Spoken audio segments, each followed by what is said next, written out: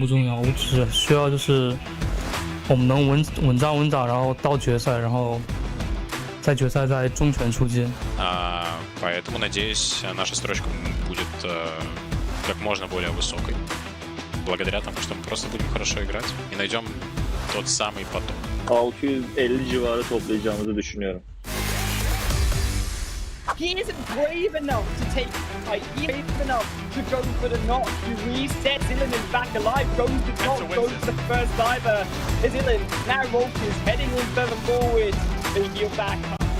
在经历了2天的淘汰赛之后，我们在队内就是进行了一些心态上的一些调整和一些转点和那种在转点上面复盘了很多，然后熟悉了各个队伍的跳点和转点位置。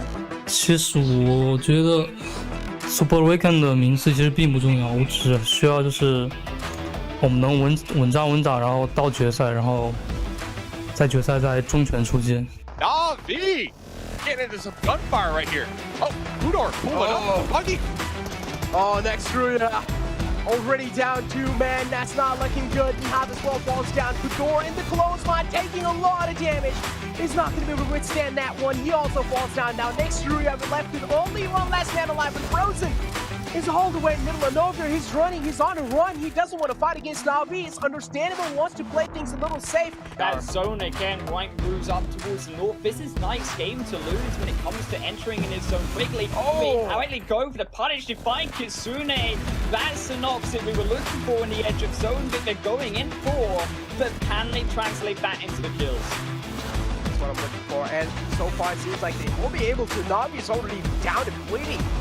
Первые 2 дня были не совсем удачные, но мы понимали, что нужно будет адаптироваться прямо по ходу турнира, потому что есть команды из американского региона, с которыми мы вообще не играли ни разу.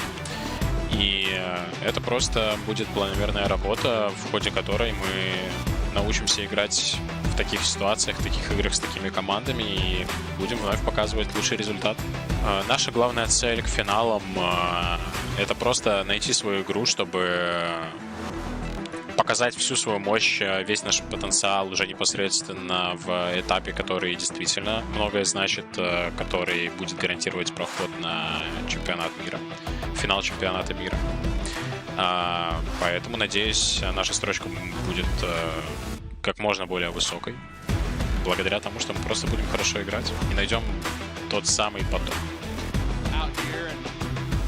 Knows Golden probably looking for this pickup, probably looking for this revive. I don't think it's going to be possible. Golden needs to make sure to be locked and loaded, ready to take this engagement. Silas is going to be pushing with the UMP. Go for that straight out of.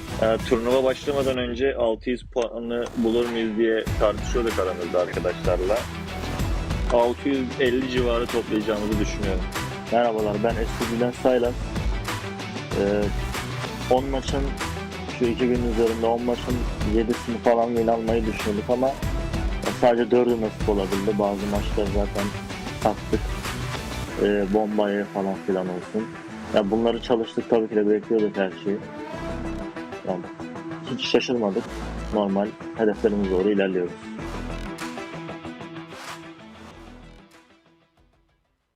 See them pumping the brakes just a little bit. They don't have the numbers to their advantage, but Frozen cooking a grenade.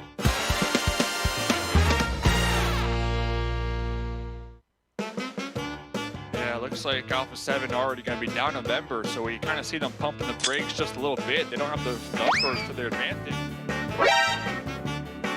It was at this moment that Nathan knew he f***ed up. Frozen cooking a grenade, tossing a grenade. Looks like it bounced off that little... Did the clotheslines. He does have his teammates though in the back lines. But what I'm wondering is they have clear line of sight on the forward position. Oh God, please, no! No! No! Oh, dude, what the hell?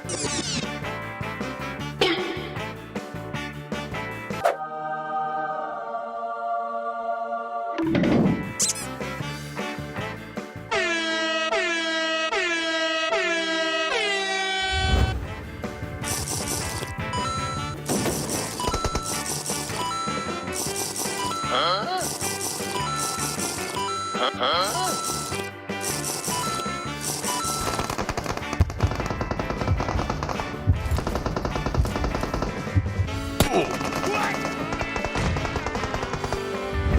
this is a highlight from that previous map. How Just running right up.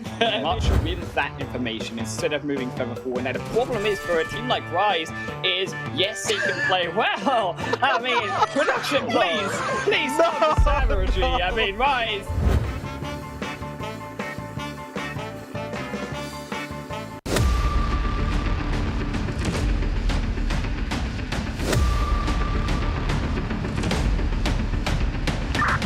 Danny, ready for extract.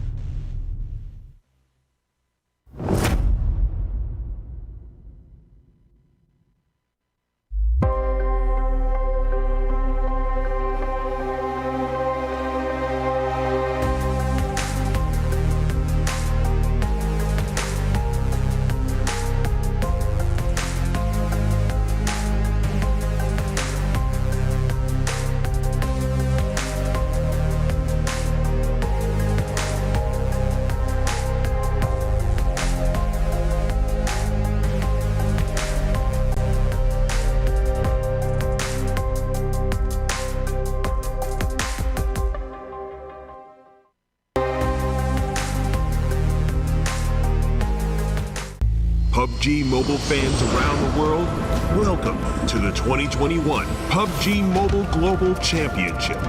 To the top teams across all regions, we have a message for you.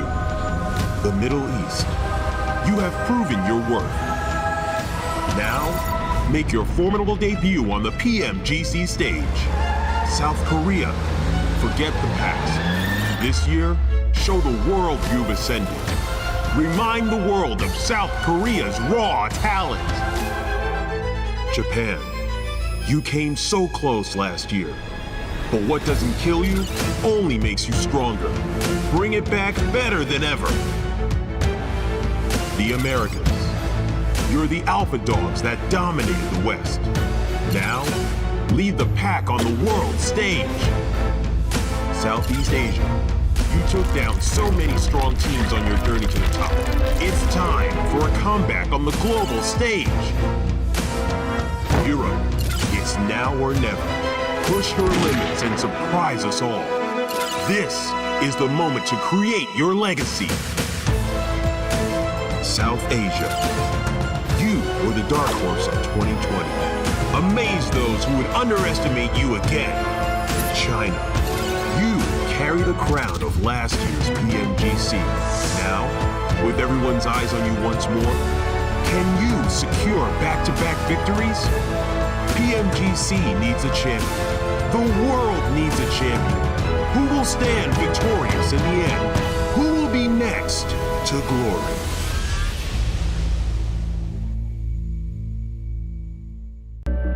I saw the first light, the first steps. Now I see much more. I capture Earth in all its beauty. I see action. I see drama.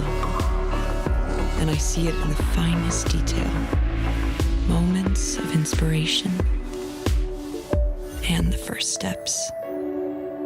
I am the 1+9. Hello, PUBG Mobile fans. It's almost time to bring together the world's top teams for the PUBG Mobile Global Championship 2021. This year's PMGC has a total prize pool of $6 million for teams and players, and tons of great rewards for our fans as well. PMGC will consist of 2 stages, League and Grand Finals. The League phase will last from November 30th to December 24th. During the league phase, teams from the Americas and Europe will compete in the West League, while teams from Asia and the Middle East will compete in the East League. Each league, 20 teams will compete on Tuesdays and Wednesdays for 16 slots to compete on Friday, Saturday, and Sunday in that week's Super Weekend. The total Super Weekend scores over the first 3 weeks will determine which 16 teams will compete in the PMGC League Finals during the final week. The top 9 teams from the East League Finals, the top 6 teams from the West League Finals, and a special invited team will advance to the PMGC Grand Finals. The PMGC Grand Finals, which will take place on January 21st, 22nd, and 23rd, will determine the PMGC 2021 Global Champions. Who will be the next to glory? Don't miss a single minute of exciting PMGC action.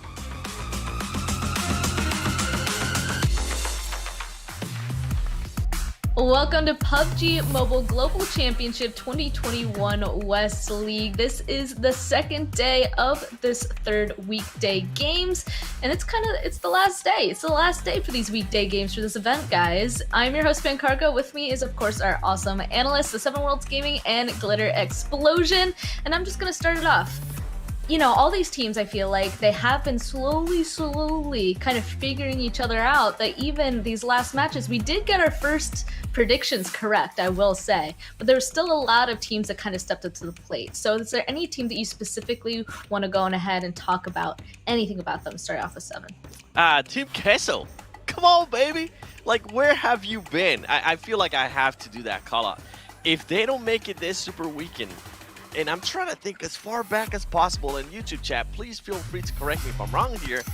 I don't think I've ever seen Team Queso be in a PMGC or on a stage like this and not make any Super Weekend. That's going to be maybe up there with one of the worst performances they have ever had. So I'm definitely going to be looking at Team Queso. I'm also going to be looking at Alpha 7 and Navi Glitter. I want to see if they're going to continue to fight each other. You know, I kind of hope they do, because it provided us with some very interesting gameplay yesterday. However, we talked about it yesterday too. Today is the day where we focus on that 16th place bubble, man. This is going to mean a lot. We've got teams that have only played in one Super Weekend. We still have a team that hasn't, played in any Super Weekend. There are squads or 2 teams that need to make it through to that situation. And XSET is actually performing phenomenally. They're one of the squads that desperately need to make it through to the Super Weekend, right? They are in a very, very solid position for themselves. Like you're saying, Queso, not so much, but I'm also keeping my eyes on the likes of Besiktas. They're having another fantastic week. They've only played 3 matches so far, so we're going to see them all day today, and they are already in 9th place overall, and they're one of those teams that's only been to 1 Super Weekend. So, I mean, like you were saying, Span, we've had a lot of surprises, but in like a very good way.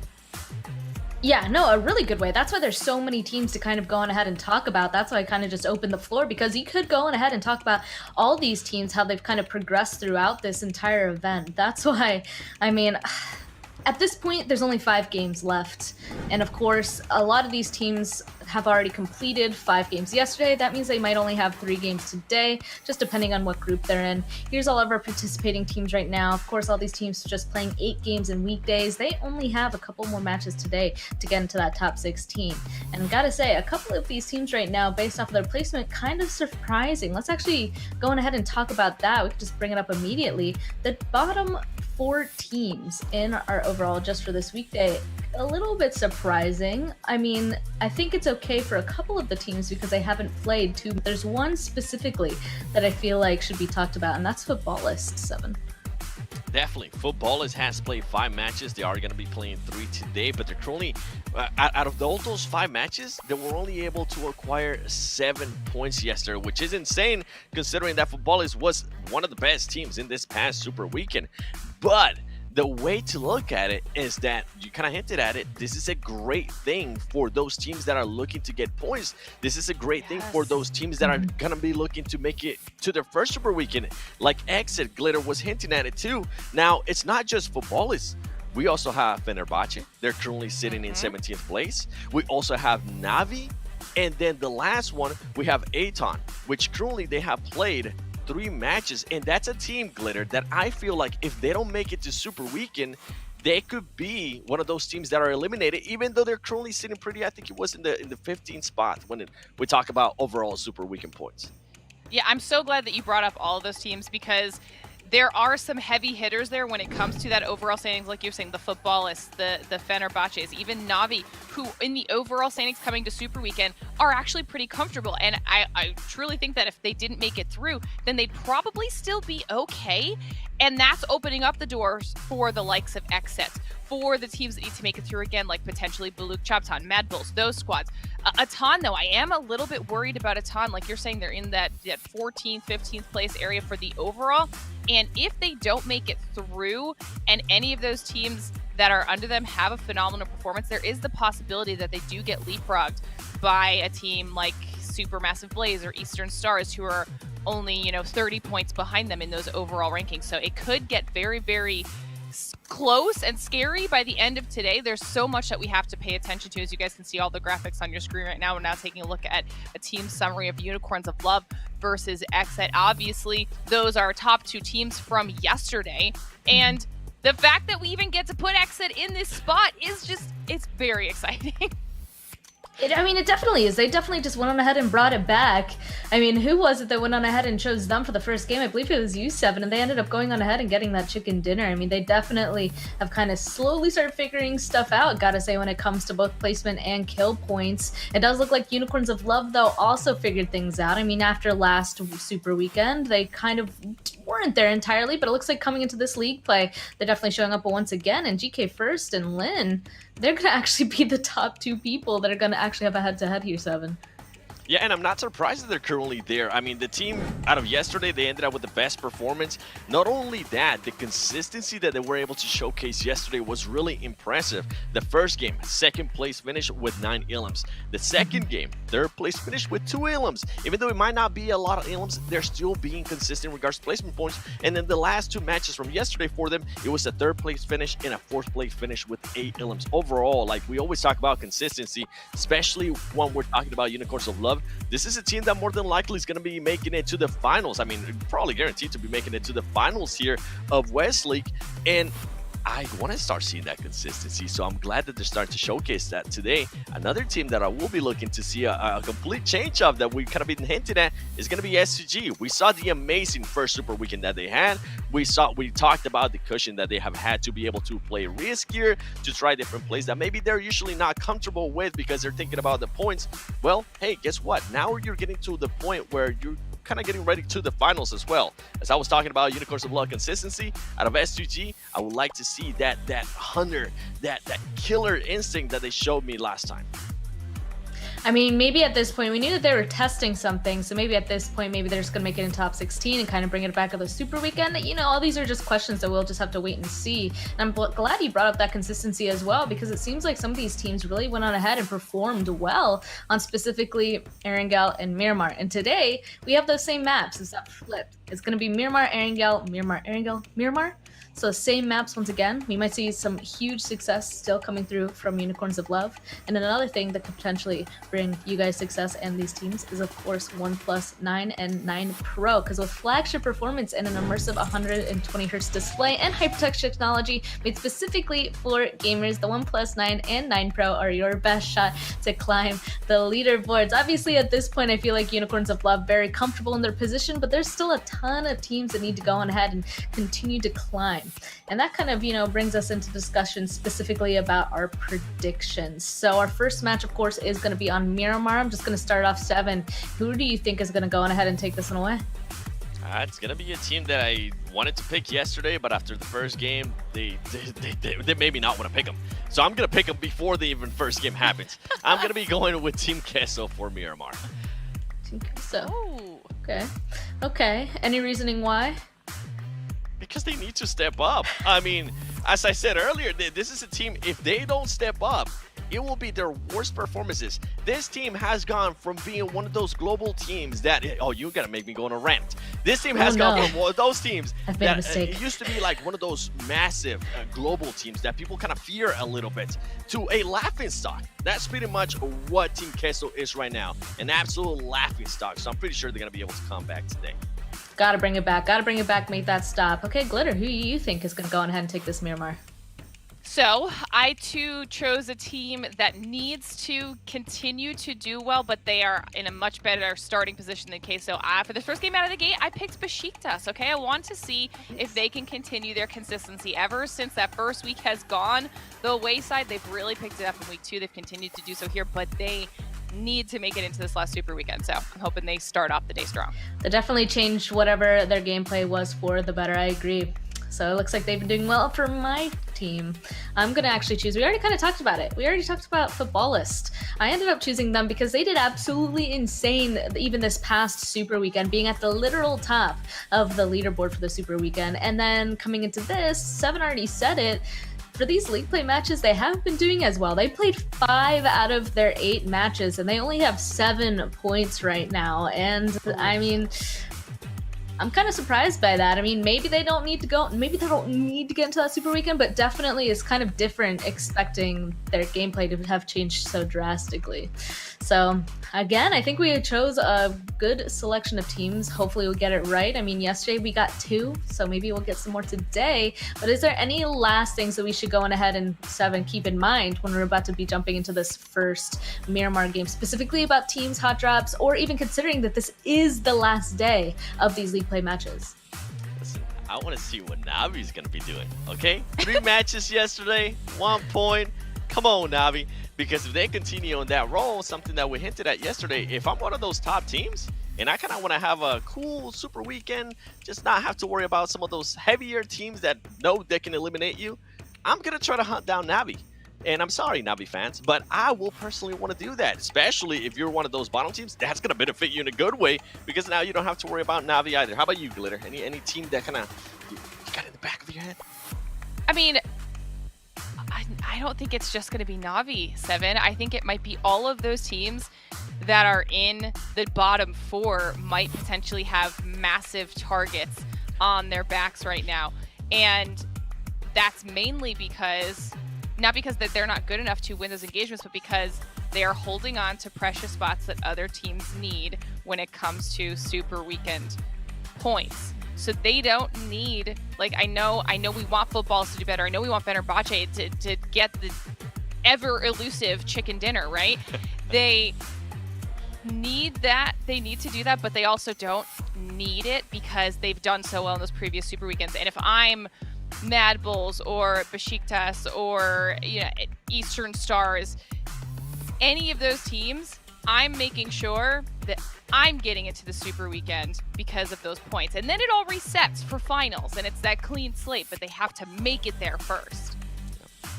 That's very true. That's very true. And a thing I think we forgot to go on ahead and mention, so I'm going to say real quickly, is that the teams that are going to be participating in this first match is groups A, B, D, and E. So group C sitting out, and that is Alpha 7, Black Dragons, Mad Bulls, and Unicorns of Love. And Unicorns of Love, I mean, we've been seeing their consistency so far. Yesterday, they're going to be sitting out in this first match. And that kind of begs the question, those 4 teams sitting out, I wonder if that's going to go on ahead and influence anybody else going on ahead and taking the chicken. Of course, I don't know if that's a really answerable question, maybe open-ended, but Seven, if you want to give it a shot.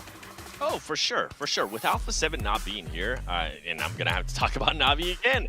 I mean, I feel like this is the time to take advantage. Yesterday, they got a chance to play without Alpha 7. We saw what's been happening this week of League Play. They've been hunting them down.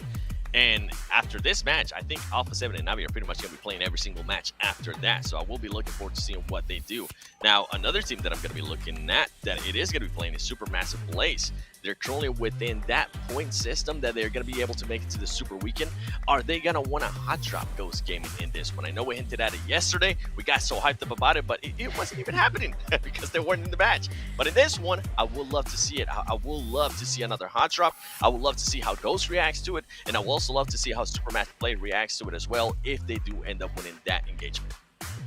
Okay, well, again, we don't have long to wait. We're going to be jumping straight into our first match here. We're going to keep all of that information in mind and see who's just going to come out on top. So here we go, on to Miramar with Highland Wolf and Necro. Thank you very much, Span and the analyst desk. We're here up for the second day of Miramar, starting us off on the league stage for week number 3. PMGC West, as always. And I think that, quite frankly, I did not want to put in PMGC West and Navi at 1 point. I thought about it earlier coming into the day, And even though, right, they've missed 2 games so far, and they've still to play all 5 games today, to see them in 20th position with 1 point, what is going on with Na'Vi? I know, right? It's kind of like hard to believe it in certain ways, but we need to start things off like with the classic Dave things, right? How Dave says West Side is the best side. We gotta say that, man. Come on, that's how we started West off Side over is here. the best side. Yep, it is the best side without a doubt. But yeah, Na'Vi sitting all the way in the bottom, kind of 20th spot, man.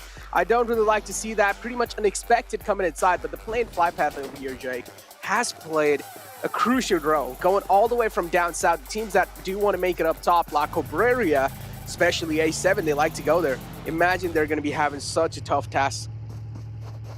Yeah, I mean, when you look towards, unfortunately, S2G, unfortunately, they will be getting themselves put down. 1 kill already put away. Supermassive Blaze kept gonna put him down, but I think he might not get away with that punishment. He does. Just to come back. Yeah, he just got over the hill, just barely in time. That's a cheeky one. I feel like Supermassive Blaze is starting off a little bit dirty. Is J7 also in a 1v1 versus Supermassive Blaze? And this is interesting to me because Supermassive Blaze, not really the team that expected to change it up with Picardo, but instead is splitting a 4-man, one-side drop here early on. Kusera, he might even knock down Polo here. It's on the flank side though. He needs that support. It's a 2v1 situation, and Kusera, he's already down. J7 gonna knock him out into oblivion, and Tron and KFN nowhere near to support. And this is why, ladies and gentlemen, that you do not make the 4-man split drop in Miramar, or in any map, to be fair, because yes, it can work out, but also this can happen. Kusera can just lose his life in the first 30 seconds. Yeah, man, that's pretty unfortunate. It's pretty much like Supermassive Blaze. They took a dig on enemy team, and now it's pretty much just like karma hitting them back early off. 1 man taken out. Supermassive Blaze handicapped to a 3-man squad. They will have to try and make things work. But on the other hand, yeah, we were on that Na'Vi talk. I feel like another team that has been really struggling. Okay, Production. I feel like at this point, the Production just has like those thug life, you know, like those memes, if you remember. They just have like those glasses on, and they're just like, you know, just memeing around, dude. Dude, it is straight up out of, you know, that Star Wars where it's a Sith and he has the hood over and he's like, do it. This is exactly what the Production is. Yeah. Coming in with these memes, coming in with the savagery as always.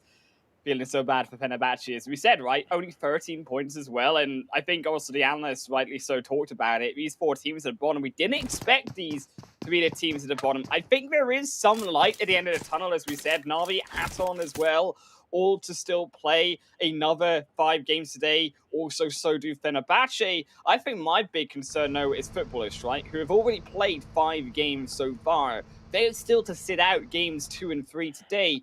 Are they even likely to make it? Because they need some big games in these next 3 matches to be able to secure their spot there.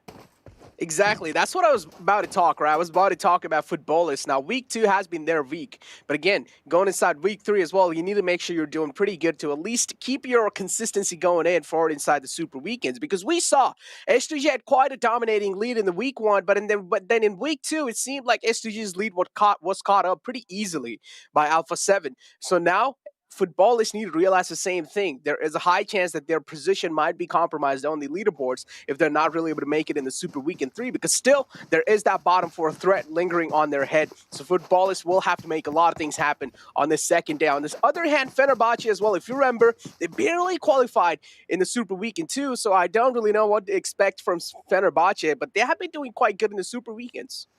Yeah, it was the first week, right? Fenerbahce stepped up, they were able to come out with the results, but week 2, it didn't look so hard. In week 3, I don't think we've really seen the Fenerbahce that we were looking for and what we saw previously. I think also, when you're coming closer now in towards this zone as well, phase 1 and how this affects these teams, and it's not just Fenerbahce right on the bottom, but Team Queso that I want to talk about, and their rise. Of course, they're only in 11th position with 20 points, and that is a tight leaderboard. They're still going to need to play for more points. They do have all 5 games to keep in mind today.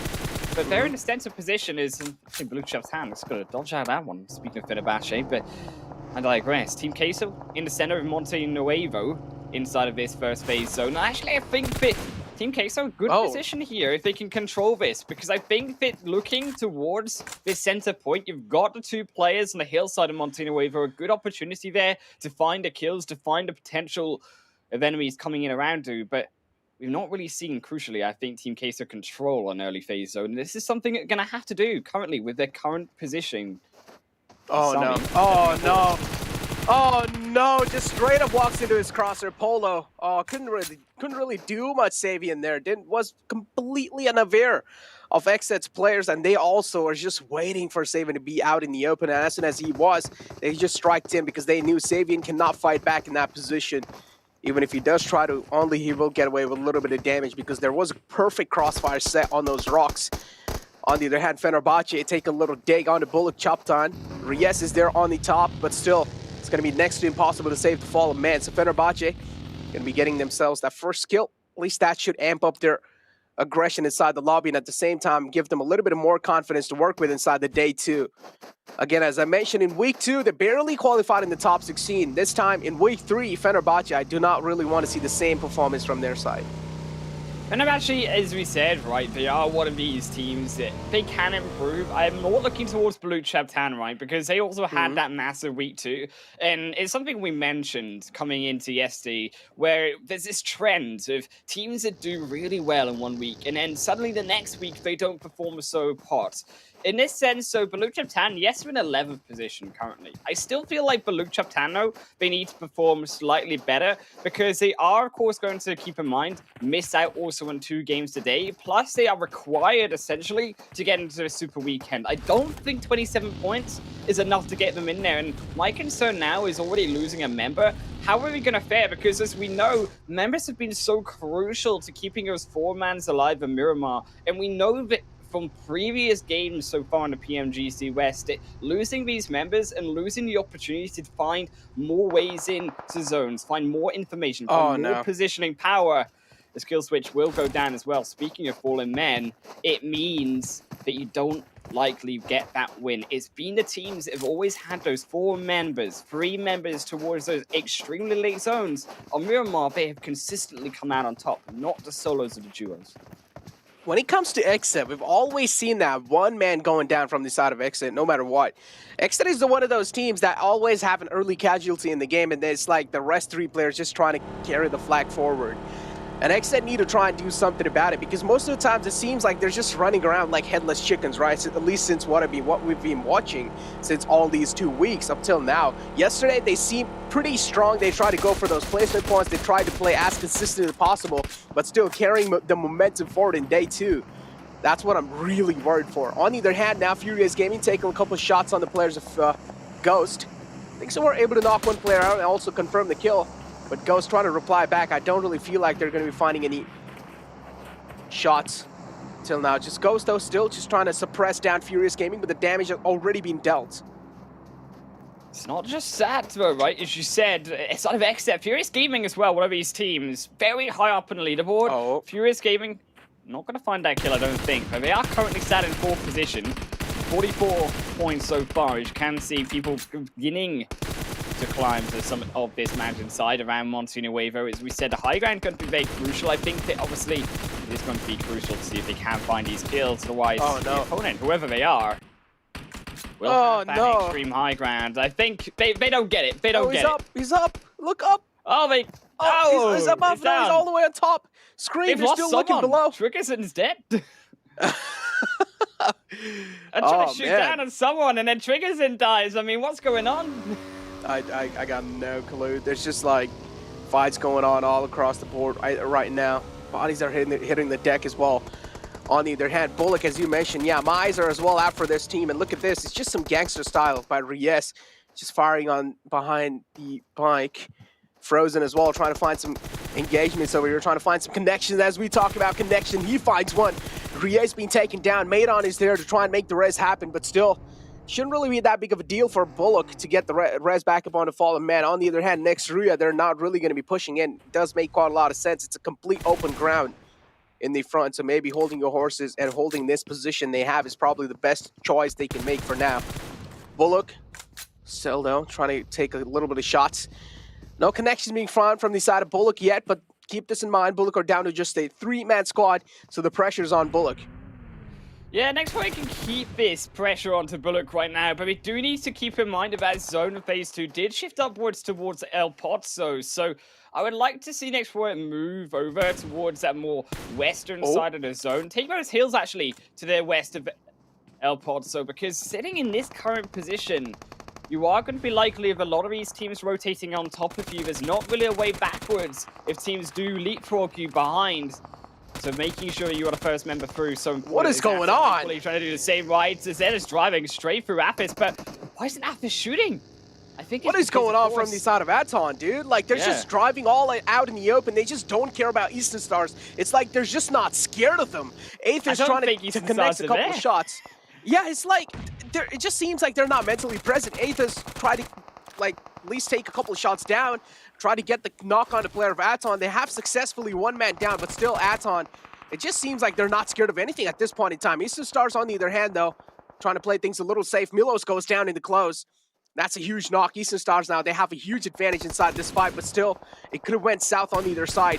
On the other hand, Bazi all the way across the field, trying to take a couple shots, making sure he's pinning down the player Aton, just putting the maximum pressure on these lads. Dr. Octavian now moving it forward, confirming the kill on Milos, and Aton just left with 2 men alive. And as we talk about the overall rankings of Aton as well, they're all the way in the bottom, bro, and they need to step it up. I'm just really confused with Aton's positioning, because I think they're trying to bait in the shots of Kapahala or Bazzi to try knock them down, but you look at the position of Eastern Stars, they're a 2-2 split, so even if one falls, the other can just find a revive.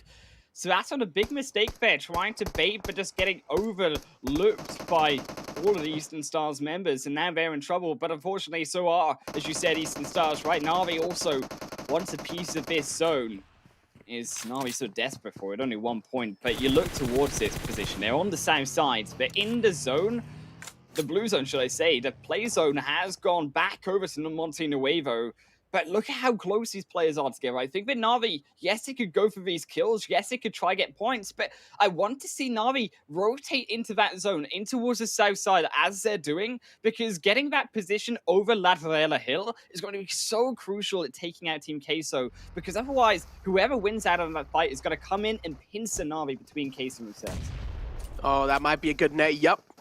Deal a decent amount of damage. Not enough, though. Still, Coops leading the pack, leading the charge. Xenox does know there is 1 man in the front. Xset J7 all the way separated out from the rest of the pack. Can't even call it a pack at this point. It's just 2 players left. It's Jay all the way far away from him. But still, I don't really understand this huge separation coming out from the side of Xset. At this point in time in the game, J7 and Jay should be together next to each other, trying to help each other out. Maybe they can also set a crossfire in these kind of situations. But over here, on the other hand, Knights, you realize there is still a little bit of threat. Here comes the cavalry from their side, and here comes the push. J7 being spotted from the back, cannot really do much. Gets taken out easily, and Knights, threat out the way now. Knights are going to be feeling a little bit more comfortable in this spot. Is it just a way to put question marks all over the map right now? I feel like we're watching... I don't know what's... Yeah, I feel like I'm watching a normal pubs game. Do you know what it feels like? It feels like we're watching a zone that is gone up high towards the north, and the playing path was to the south. But the problem is, that zone didn't go high up north. It stayed towards the south side, just like the playing path was. So these teams, these players, they're very split in the way that they're playing. I think they're trying to play for information a lot more in this game, but equally, they're finding themselves caught out of position. As we said, that southern playing path means that a lot of these players are already naturally going to be close together. So as a result, I think these players caught out repeatedly by surprise. Rise also going to rotate straight into the face of Na'Vi. Oh, look at that. Here comes the approach from the side of Rise. Tixie in the close. Oh, almost gets taken care of, but no, it's Tixie replying back. And Rise talking about this team. They rotated all the way from the right side, all the way down south, and now that's quite a huge rotation from the side of Rise. I do like how they're using their brains in these matches. And Rise now, Noon is taken down quite low. He needs to back off. The res on the Mythic seems next to impossible. On the other hand, Na'Vi, they shouldn't really struggle a lot in getting their fallen man Tixie back up. But look at this play from the side of Na'Vi. They're creating a flank angle, if I'm not wrong. 1 man just left with a buggy just to create a backside angle, and yes, that's exactly what happened. Matic was the man who left with a buggy. He did get a couple of shots, but also at the same time, he's getting some shots onto himself. So shots are being traded back and forth, and Rise now able to shook away Matic again back to safety. And Rise, they do realize in this fight, it's their loss, so maybe they should try and go for another route. Yeah, I like that coming through from Na'Vi, the patience, because Mufasa, he had such a great angle, but he's inside the blue zone. So as long as Na'Vi play for time, they don't have to take that fight. They can actually choke the rest of Rise out and force him in anyways. Is Aston also approaching him behind? Could be that upset member, but I think Asta is just going to lose his life elsewhere to the blue zone or a rogue bullet here and there. As he barely heals in, I think yes, should be able to find it, but I don't think he's long for this world as we do head back onto Rise's position. And Gary has moved further up towards this side. Moon is also going to cover.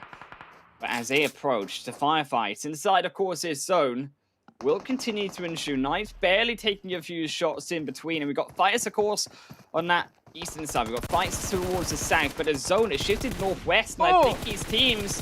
Mufasa going to get knocked down by Asta. That was a surprise and assassination coming through from him.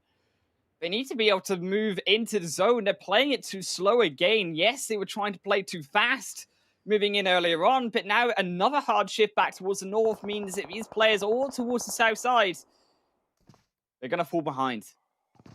There's not a lot of players in South, though. You only see Rise, Aton, and Na'Vi, and Aton pretty much, it seems like, making it out alive from that position or situation is going to be quite tough. Yeah, I do see that they have a vehicle which they can try and utilize to get inside the zone pretty quickly, but I'm going to hold on to my words for now because Footballists, it seems like they're able to make sure that Knights isn't really overstepping themselves. One man being taken out from the side of Knights, that's going to be pushing them a little bit back.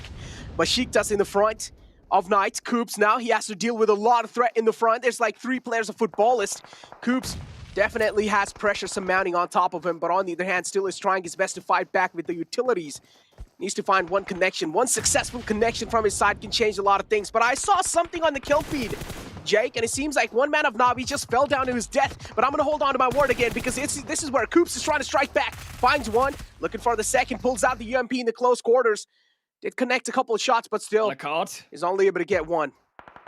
Alucard is moving in. He makes a flag, but just as Chico goes down, they will need to find a revive. In fact, they don't think I have to worry about it because it's 2 down. Chico's dead. It's all over. I think for Knights in this situation, if Ram and Lutz could just hold on to Xenox on the front, Nate pushes him back, almost walks into it.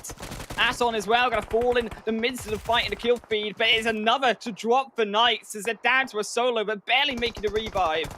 Alucard back in on front as Besiktas also going to fall as they take 2 fights at once, but it's no problem for Lutz and Footballists. They'll take all of them down. There's another falls on Knights.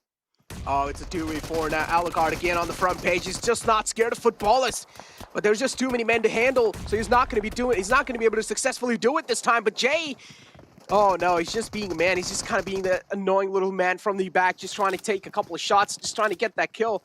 Wasn't really able to successfully do so, but in the end, Footballists, they just get a beautiful squad wipe for themselves on the Knights, and they're going to be quite happy after that one because Knights is quite a solid team. Now Eastern Stars and S2G. S2G were quite handicapped early off in the game, and now to bounce back from this situation, if S2G are able to take care of Eastern Stars, which haven't been looking up to the mark lately, shouldn't really be that tough of a task for S2G, right?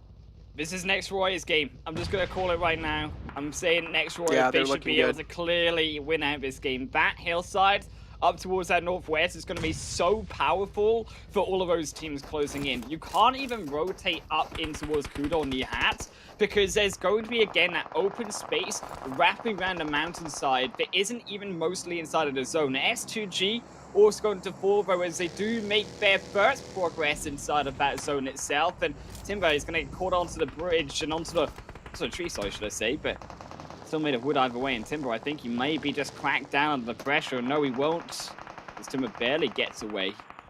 Will drop down to half HP, but he does get out of Eastern Stars. Not for much longer, though. There we go, I've jinxed it. Next Roy, they've been able to get it. I thought he would survive, but next Roy, they still slap him down anyways. They're actually going to find a kill, though, as Baluch Tan will steal it. Is out of the S2G down to 1 member, and now they're only going to play spoiler or heal. Whichever comes first is Eastern Stars, also up against Na'Vi, restricting Eastern Stars' ability to push away from this compound. Oh, here we go. Na'Vi, they will have to sweep their way inside the zone because passing through Eastern Stars is going to be a little tough, and also it's going to be time-consuming. So Na'Vi, they will have to make this quick. Bazi taking a couple of shots from the back as well. There's a lot of pressure on Eastern Stars now. That's a perfect nade. Well-calculated nade from the side of Tixie to take care of that man from Eastern Stars. And now Kapahala, the only man left in the clothesline, trying to jump shot his way through. But the blue zone's dealing a lot of damage. The wall of death isn't going to stop anytime soon. So Na'Vi, they will have to make sure that they're putting the pedal on the metal this time. Tixie taken down quite low, and he's not going to be able to withstand the damage of the blue zone. And they will need to move in right next to H2G. Kelsey's the only man left alive, but he's focused on someone else for now. Does realize the threat is coming quite close. Matic is the man in the clotheslines, and if he is able to take care of one man, even one man from Na'Vi, Na'Vi's confidence will crumble down. On the other hand, Team Queso still able to make it alive till this late. That means maybe Team Queso, they will rack up a decent amount of points, but they only have one elimination up till now, Jake. Yeah, it's not the kill points that they're looking for. They're still looking and playing for the placements overall. Is that zone, I think it's going to be so difficult to go for those placement points unless you have a position already satisfied inside of that zone. I mean, Footballist, Supermassive Blaze, Next Roy, they all have that position, but no one else does. It's about who's willing to make that push further in. Because unfortunately, Spec, he won't be up to the mark. Will drop down in the 7th position. This is now down. Also to Team Queso to make that move, but Exila's moment he puts his head up gets knocked away through. Will dodge out, but we've lost a vehicle, and now with no movement, no vehicle left for Team Queso, no 4th man, I think it's looking dark for Team Queso's move into the zone. Oh man, it certainly is looking pretty dark. Fenerbahce in the front, just raining down death and destruction. They just don't have any other choice. Team Queso, they only have those smokes to work with, and smokes, of course, cannot block those bullets, so bullets are penetrating through, and Team Queso, they just cannot stop it. But Footballist over there is just trying to help out Team Queso a little bit, just to try and put a stop to the rain from the side of Fenerbahce, but still, 2 men being taken down. That's quite a lot of pressure already to crumble down to, but on the other hand, Supermassive Blaze getting charged on by Next Rio. That's a huge knock. Trying to be taken out the way now. Keth is the only man in the close. He has to deal with 2 players. He's able to take 1 man down. Keth down to half HP. He can still try and bounce back from this, and yes, he does. Single-handedly takes down 2 players. And now Keth looking to strike back. If he makes this clutch happen, it might be one of the most insane clutches, because keep this in mind, Next Rio, this is their game to lose. Next Roy, I don't know how they've fallen so far into the hands of a few Supermassive Blaze members, but from SMB, they were looking like they were dropping early on, but he's just found an extra kill. Kefi's annihilating the hopes right now, finally dropped. There we go. But they lose a member. Kudos so low, will be revived barely in time. But that was a dangerous fight for them, and the damage, I think, has been done. Calcite will slip their way in onto the center of the zone and will try to play for placement points further. But I think they should be next. Fenerbahce rotating around the side, also equally trying to do the same. But it's now the tables turning back to Footballers. This game, which was, you could think, was Next Warriors, now firmly should be in the grasp of Footballist, as they'll confirm even more. Team Queso knocked away by the zone, not willing to give them the extra points, but so many already garnered by Footballist.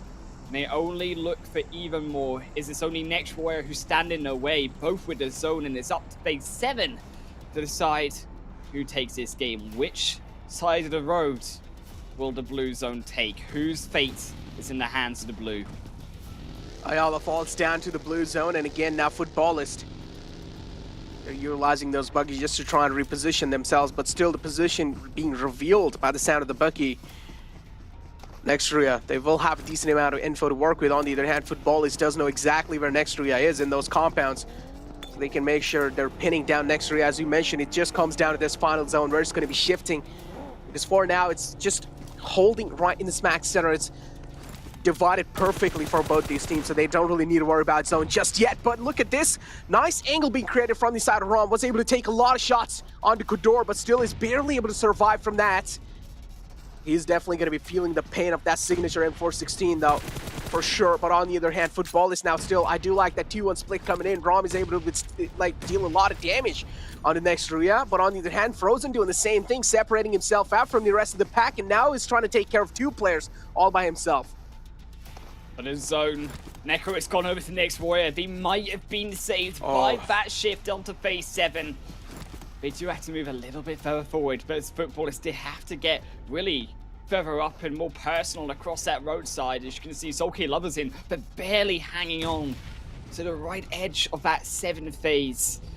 And Kudo frozen, they know it. You can see them, they're starting to close in. Kudo using the smoke road to move up further, have more leverage over Footballer's position, and Lovesin rotates back around, but trying to find the Cypher away across this zone. But I don't think there's a solution. As next Royer, they have the compound as well. They have the cover, most importantly, something that Footballists do not have the luxury of. Oh, Solke just trying to find any kind of damage at this point. One knock can mean a lot in these moments. It's a stalemate for now, but still. Do hear those gunshots going off. Oh, that nade was quite close. Solke is pretty much just blows right in front of him, but still is lucky and does not take any damage. It was right on the other side of the road. Another nade comes in from the side of Solke. A little bit overshoot from his side, but still it's going to be fine. As I mentioned, one knock can be a game-changing knock right there. It's a 3-3 situation. Both teams looking pretty equal up till now. Smoke walls being created just to make sure they're blocking that enemy vision. Next Rhea moving in real up close and personal. At any time, this stalemate, this quiet, this calm before the storm can break out. And well, Footballists, they do realize when players go down quite low, Nihat, oh, he needs to crawl back to safety. Will survive if it's crucial, but around.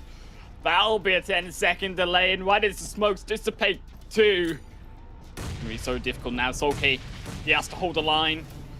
It's another nade, could spell the end if it lands straight onto the revive happening right now. It will go short, but they're trying to aim for it. And as all of the smokes clear out onto the clear battlefield now with nothing left but hope on these nades, as that will get even closer, but still will not land. I think the Footballists, they have to go in and they have to utilize that buggy. I think it's the only option they've really got left is about sending it in. Oh no. Because the zone has gone away again. Yup, the zone again favoring Next Rhea. It's like the PUBG gods want Next Rhea to win this one. And look at this, a pan attempt.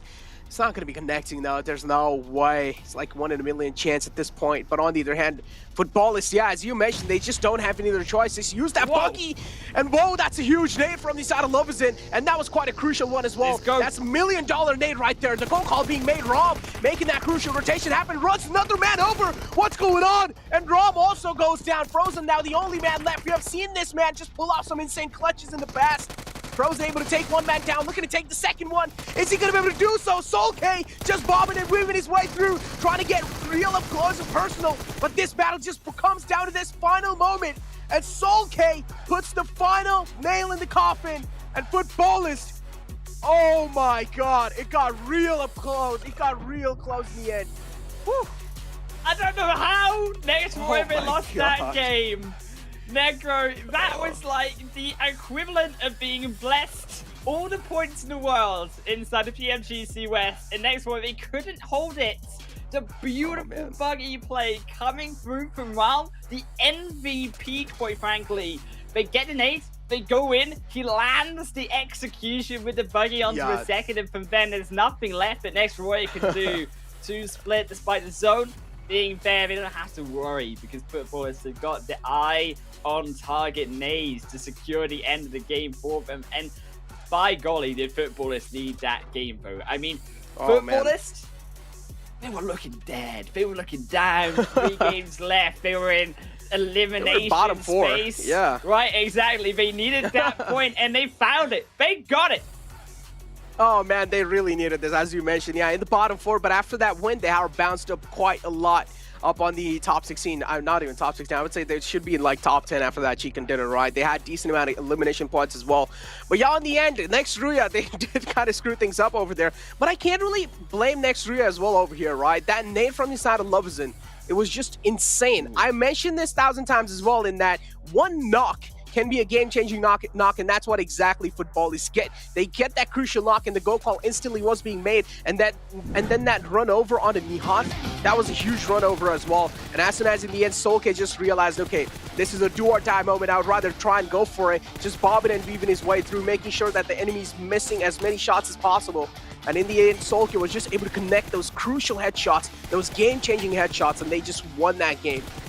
I just feel like Next Royer, they lost out on such a good opportunity to steal that game away. They couldn't control it, and they couldn't find those nades.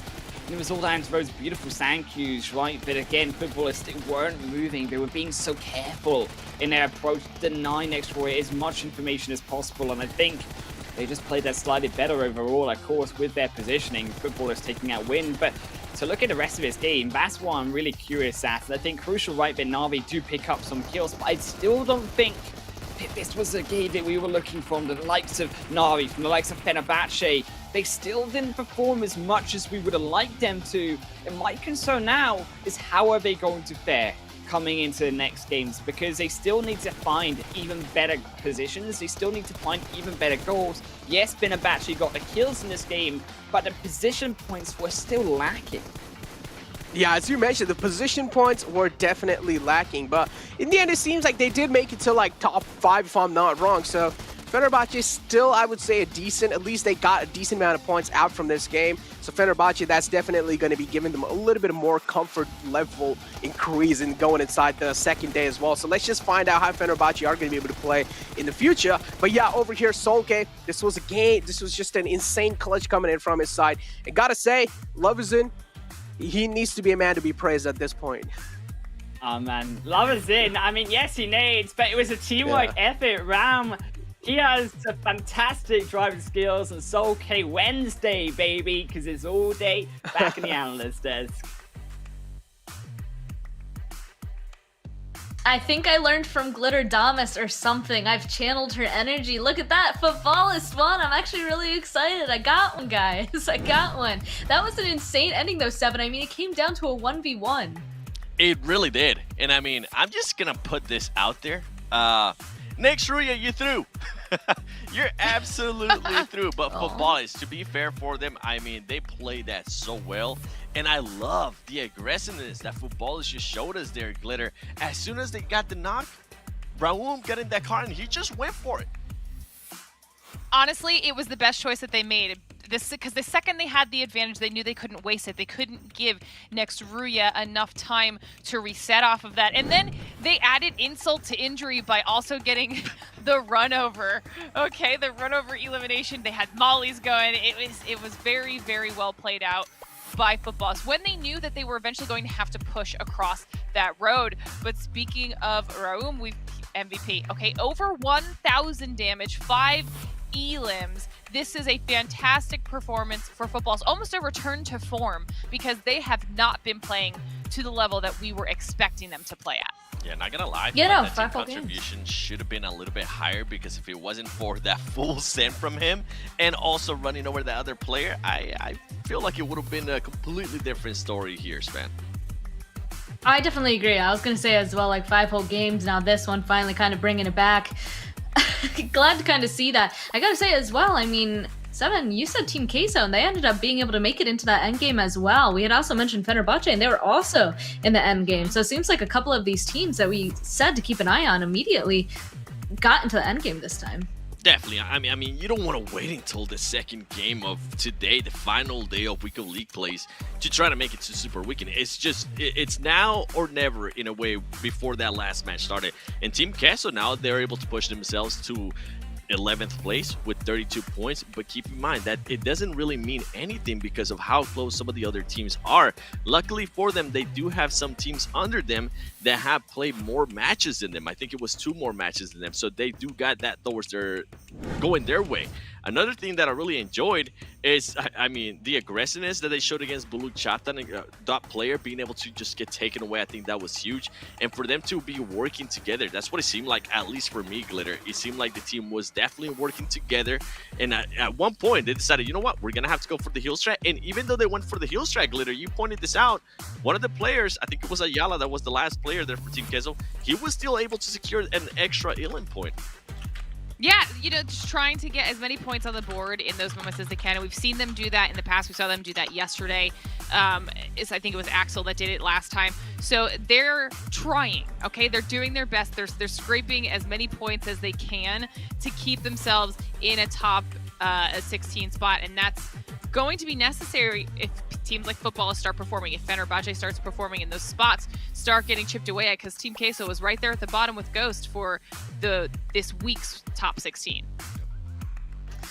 geez, so many teams to go ahead and keep our eyes on. Of course, so many teams to go ahead and take a vote on as well. As a reminder, you guys can go ahead and vote for your favorite PMGC teams and players and go ahead and get yourself some rewards. All you have to do is get a voting ticket by logging into the game, watch live in the Esports Center, share the voting page, and of course find more information there. But basically, go play PUBG Mobile, get millions of rewards, including a ton of various pink level permanent items only during this PMGC period. And of course, this is the very last week of the plays before this region's final, so gotta go ahead and continue to do it while you can. Also, we gotta go ahead and ask that chat a question as well. We're starting off nicely. Put in chat your answers, y'all. Which teams are you hoping to qualify for this super weekend? That's a heavy question, so go ahead, put your answers in the chat. But otherwise, that is it for our very first match. We still have 4 more matches today, all for our second day here. Still a lot in the line. Gotta get into that top 16 to qualify for the super weekend. We'll be right back with our second match just after this break. They're going to be holding off the entirety of DRS, pushing in onto this onslaught now. Knock has taken place. Just going to be falling on top. This is a very smart play. Oh no, Nima! L easy come behind side here from Yesma Poliana. Nice. They could move closer. They could try to stick together. They find the revive coming from those stereotypical location. Yeah, boy. So we saw these teams drop on by. No, don't do it. Don't save it. The paraglider is useless, okay? Velo, though, in a position to maybe receive open arms Reggie in a battle of his own. Roger that.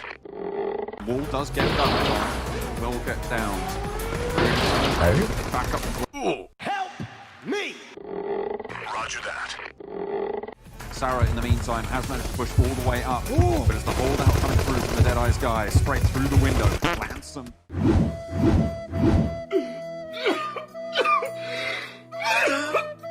Just starting to make their way outside of Cheeky, which I would argue is a little bit too late.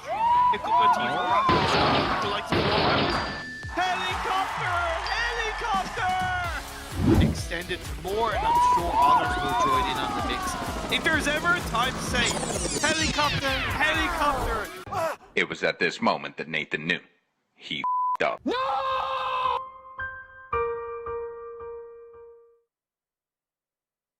Yes, kills, but this will make it big for Semnon if they can get the chicken dinner.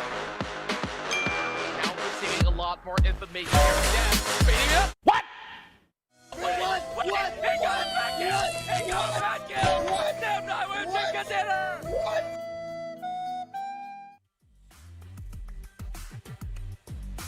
Welcome back to PMGC West League. We're about to be going into our very second match, and it's going to be on a different map. First was Miramar. Next up is going to be the trusty Erangel. I'm excited to see who's going to go on ahead and take this one, because even this last match came down to just a very close 1v1. So 7. Let's just get right on into it. Let's start talking about Erangel and these groups now kind of switching out. We no longer have Footballers Furious Gaming, Eastern Stars, and Nextria inside of this next match. I know, I kind of feel bad for Ballers being able to get that chicken dinner and then just now having to sit out and watch what happens in this game.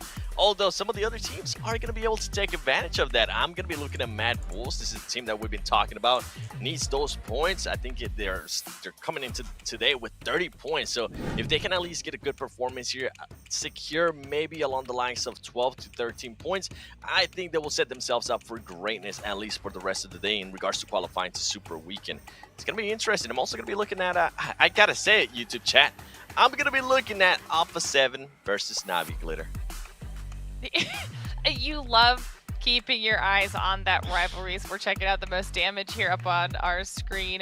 We got a little bit of everything. We got football, a supermassive plays. Next, Ruria. Honestly, the 1v1 with Frozen at the end there, with the plays that we've seen Frozen have, I really did think that Footballs was in trouble for a fraction of a second, but, you know, they shut down those fears very, very quickly. Oh, man. Very quickly, but very quickly as well, let's go ahead and go over these next teams for predictions as per usual, because again, kind of some unexpected stuff. Who do you think is going to go ahead and take this one? Again, 7. Let's start over to you, Erangel, this time. You know, I feel like I went last time. Glitter, you go first, Glitter. Which one you got this one?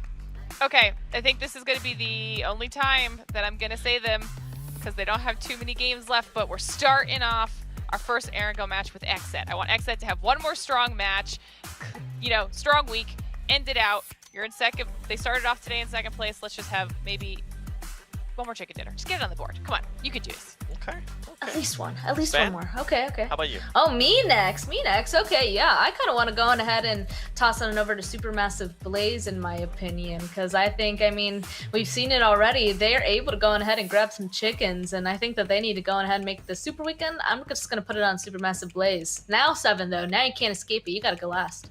Yeah. So last night I had a movie night with my fiance. We ordered some amazing queso, and I thought it was something with the universe telling me, you know what, just keep on picking Team Queso. So for this next match, once again, I'm gonna go with Team Queso. They did really great in the last one, even though they really weren't able to get a lot of elims.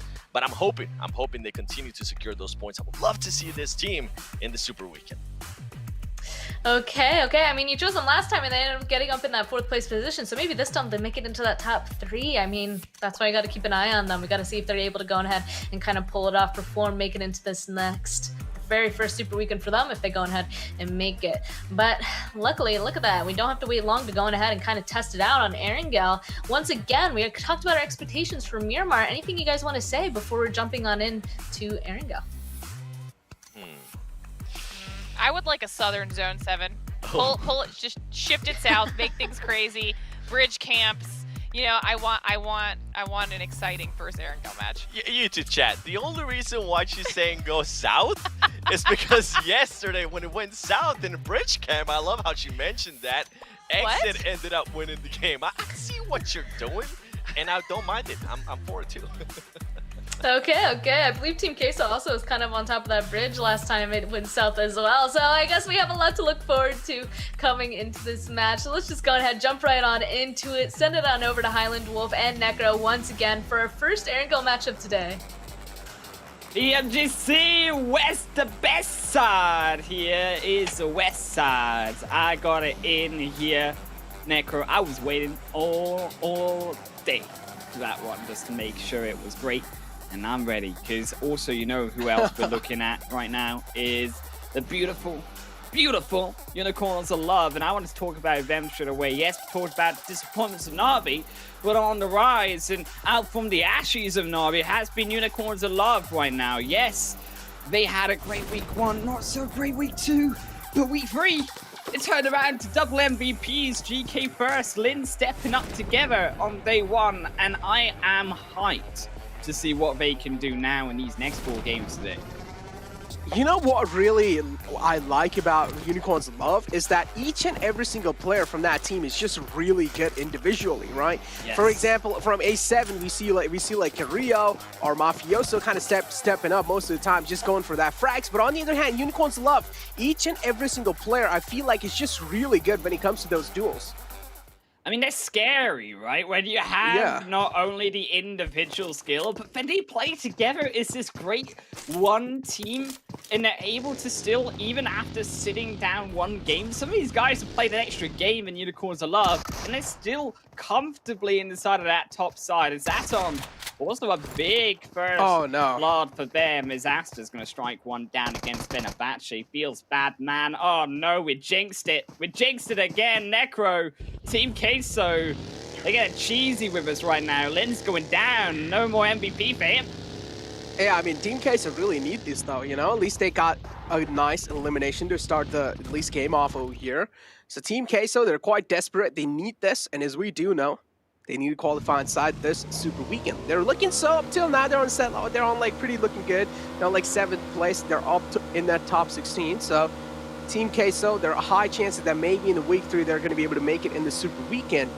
But yeah, again, 7 said that Team Queso is probably going to be winning this game as well. So let's just find out, are they going to be able to do so or not? As they were also having to talk about how the Southern Zone is where Team Queso kind of like, you know, just goes for those bridge camps, which is quite understandable. They drop near fair appear and stuff. But again, I feel like when it comes to that Southern Zone, Team Queso just gets like, they just get so dedicated in camping that bridge that they just forget to rotate inside. And I've seen so many times where Team Queso are just so dedicated in camping that bridge and they just get taken out camping that bridge. Yeah, sometimes it does work for them. Sometimes get the kills. Yeah. We saw it right in Game 5 yesterday. They were performing fairly well. They got in that 3rd position overall. They got the kills as well. But we're going to have to play it slightly differently. Actually, you know, I will have to hold on my thoughts. Because I thought with Black Dragons that we're going to hold on to that bridge. They were positioned there on the western side. But they do give it up to go down towards the South Island. I think that's a slight mistake coming through from Black Dragons. Unless they're planning on looting up, as they usually do, right, in South Northca, a late rotation back through the eastern bridge in towards Milton. This is very reliant on the zone. And my big concern over them is if that zone goes way up high north, how are they going to fare with that? Because they're already, of course, behind, rotating the only team to the military base. Do they have enough time to loot effectively and still make it back up, potentially all the way up to that northern Erangel side, past Roshoff? Yeah. That's a good point from your side, right? Black Dragon's going all the way down military base right now to loot when there's already like, when you're already like pretty much all these like almost 1 or 2 minutes deep, or 4 minutes actually deep inside the game, and now you're going to be going inside military base, getting yourself the comfort loot.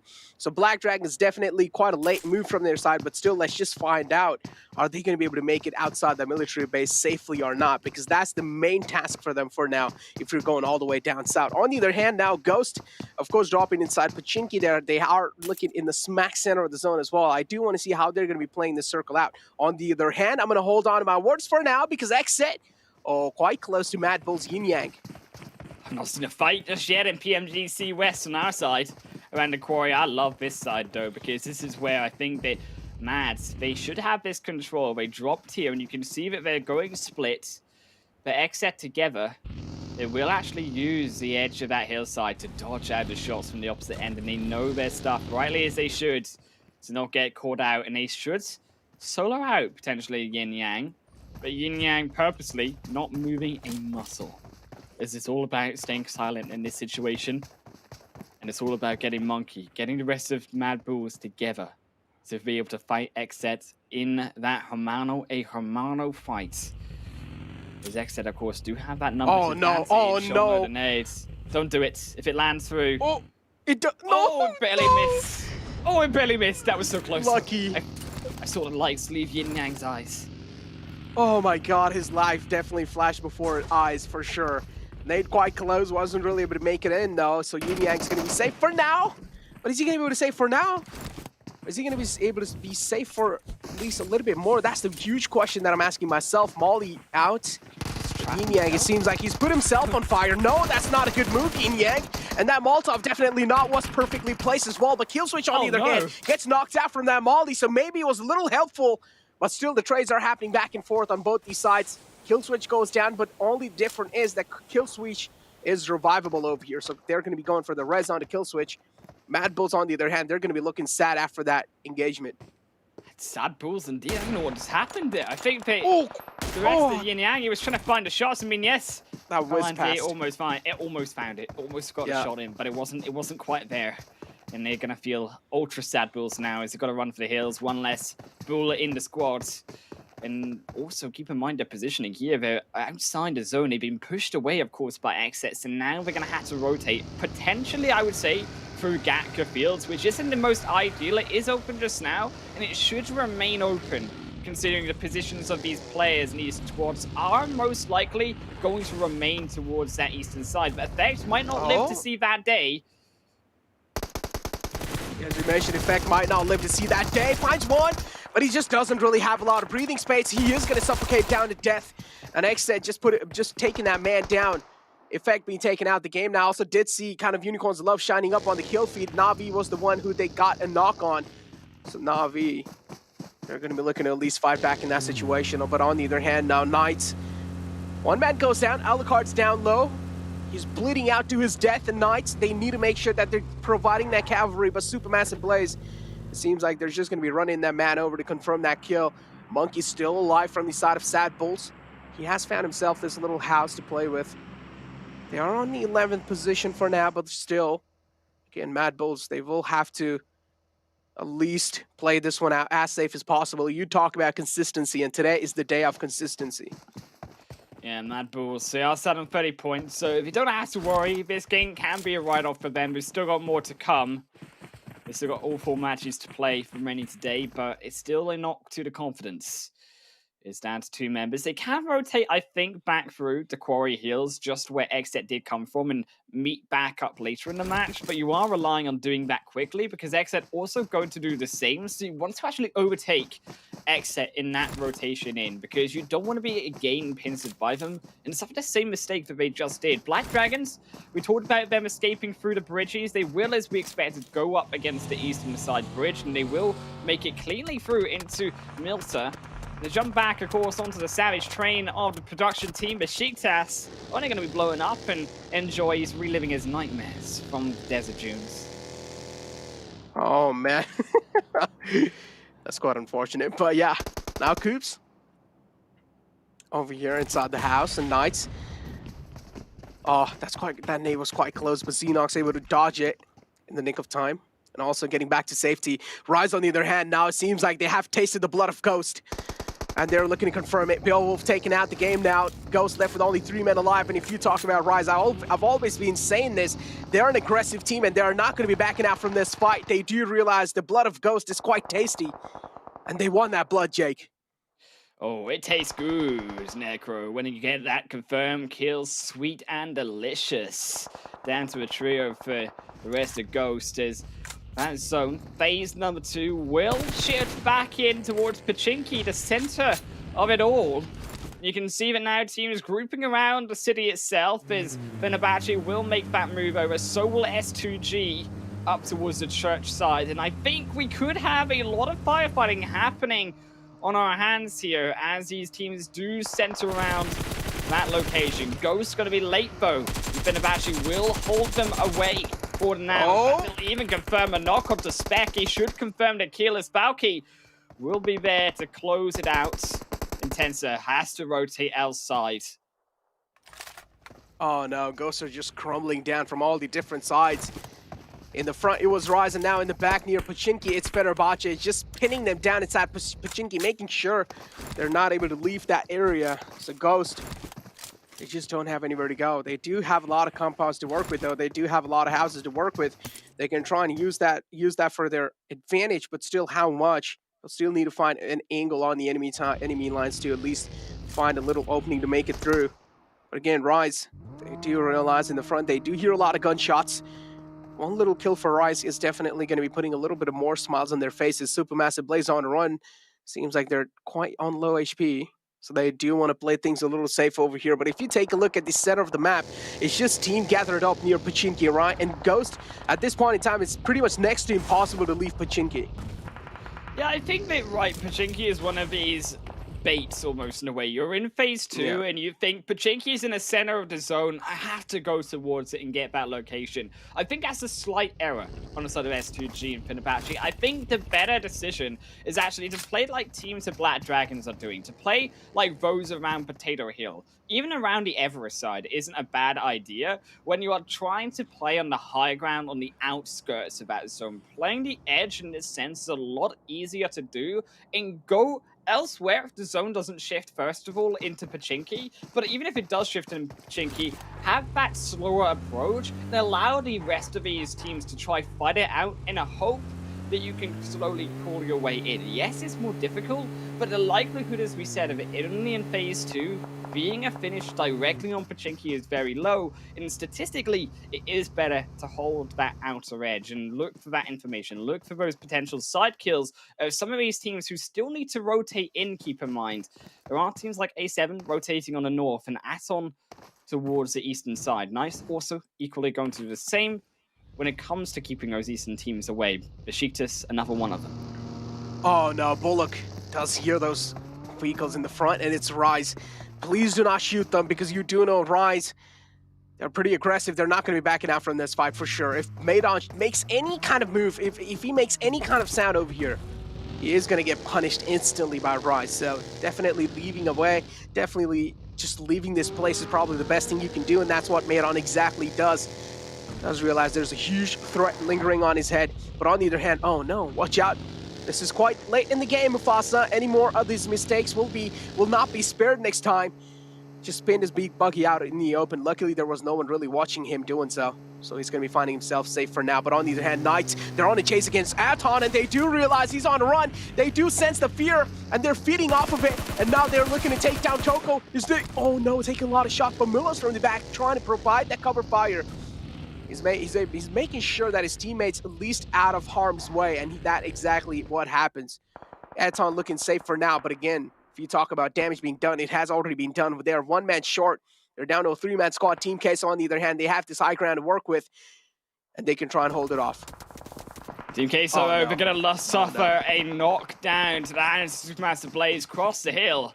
From Pachinki, Savian get a little bit dicey on the edge of Team Queso, looking over the compound. And I think this actually for Team Queso, one of the best positions in this map to be holding right now. You don't want, as we said, to continue into Pachinki because this is exactly the problem where it shifts away and you are playing on the edge of the zone suddenly, even though you were on the center just the game before. This Black Dragon's also going to knock down. But to go back to my point, right, now it is down to Team Queso. Can they defend a lot of these squads rotating down? Supermassive Blaze finding that knock is going to slow them and potentially will weaken that opportunity. But Team Queso, they've got a lot of chances here to find so many kills for these teams rotating in from that northern end. Oh! That's a huge nade on the rise by Golden. Oh, Black Dragons, they're going to be feeling pretty good after that. Just blowing 2 men into smithereens. Nunes knocked out behind this tree. Rise, oh no, their hopes and dreams have been shattered inside this game. Left with only 2 men to work with now. Black Dragons, oh, they're going to be having those devilish smiles on their faces for sure. On the other hand, Mad Bulls, we do know they're down to just a 2-man squad. The rest of the 2 players from the Rise, they're just looking at Black Dragons, and they're just getting jealous about the amount of manpower Black Dragons are left with for now.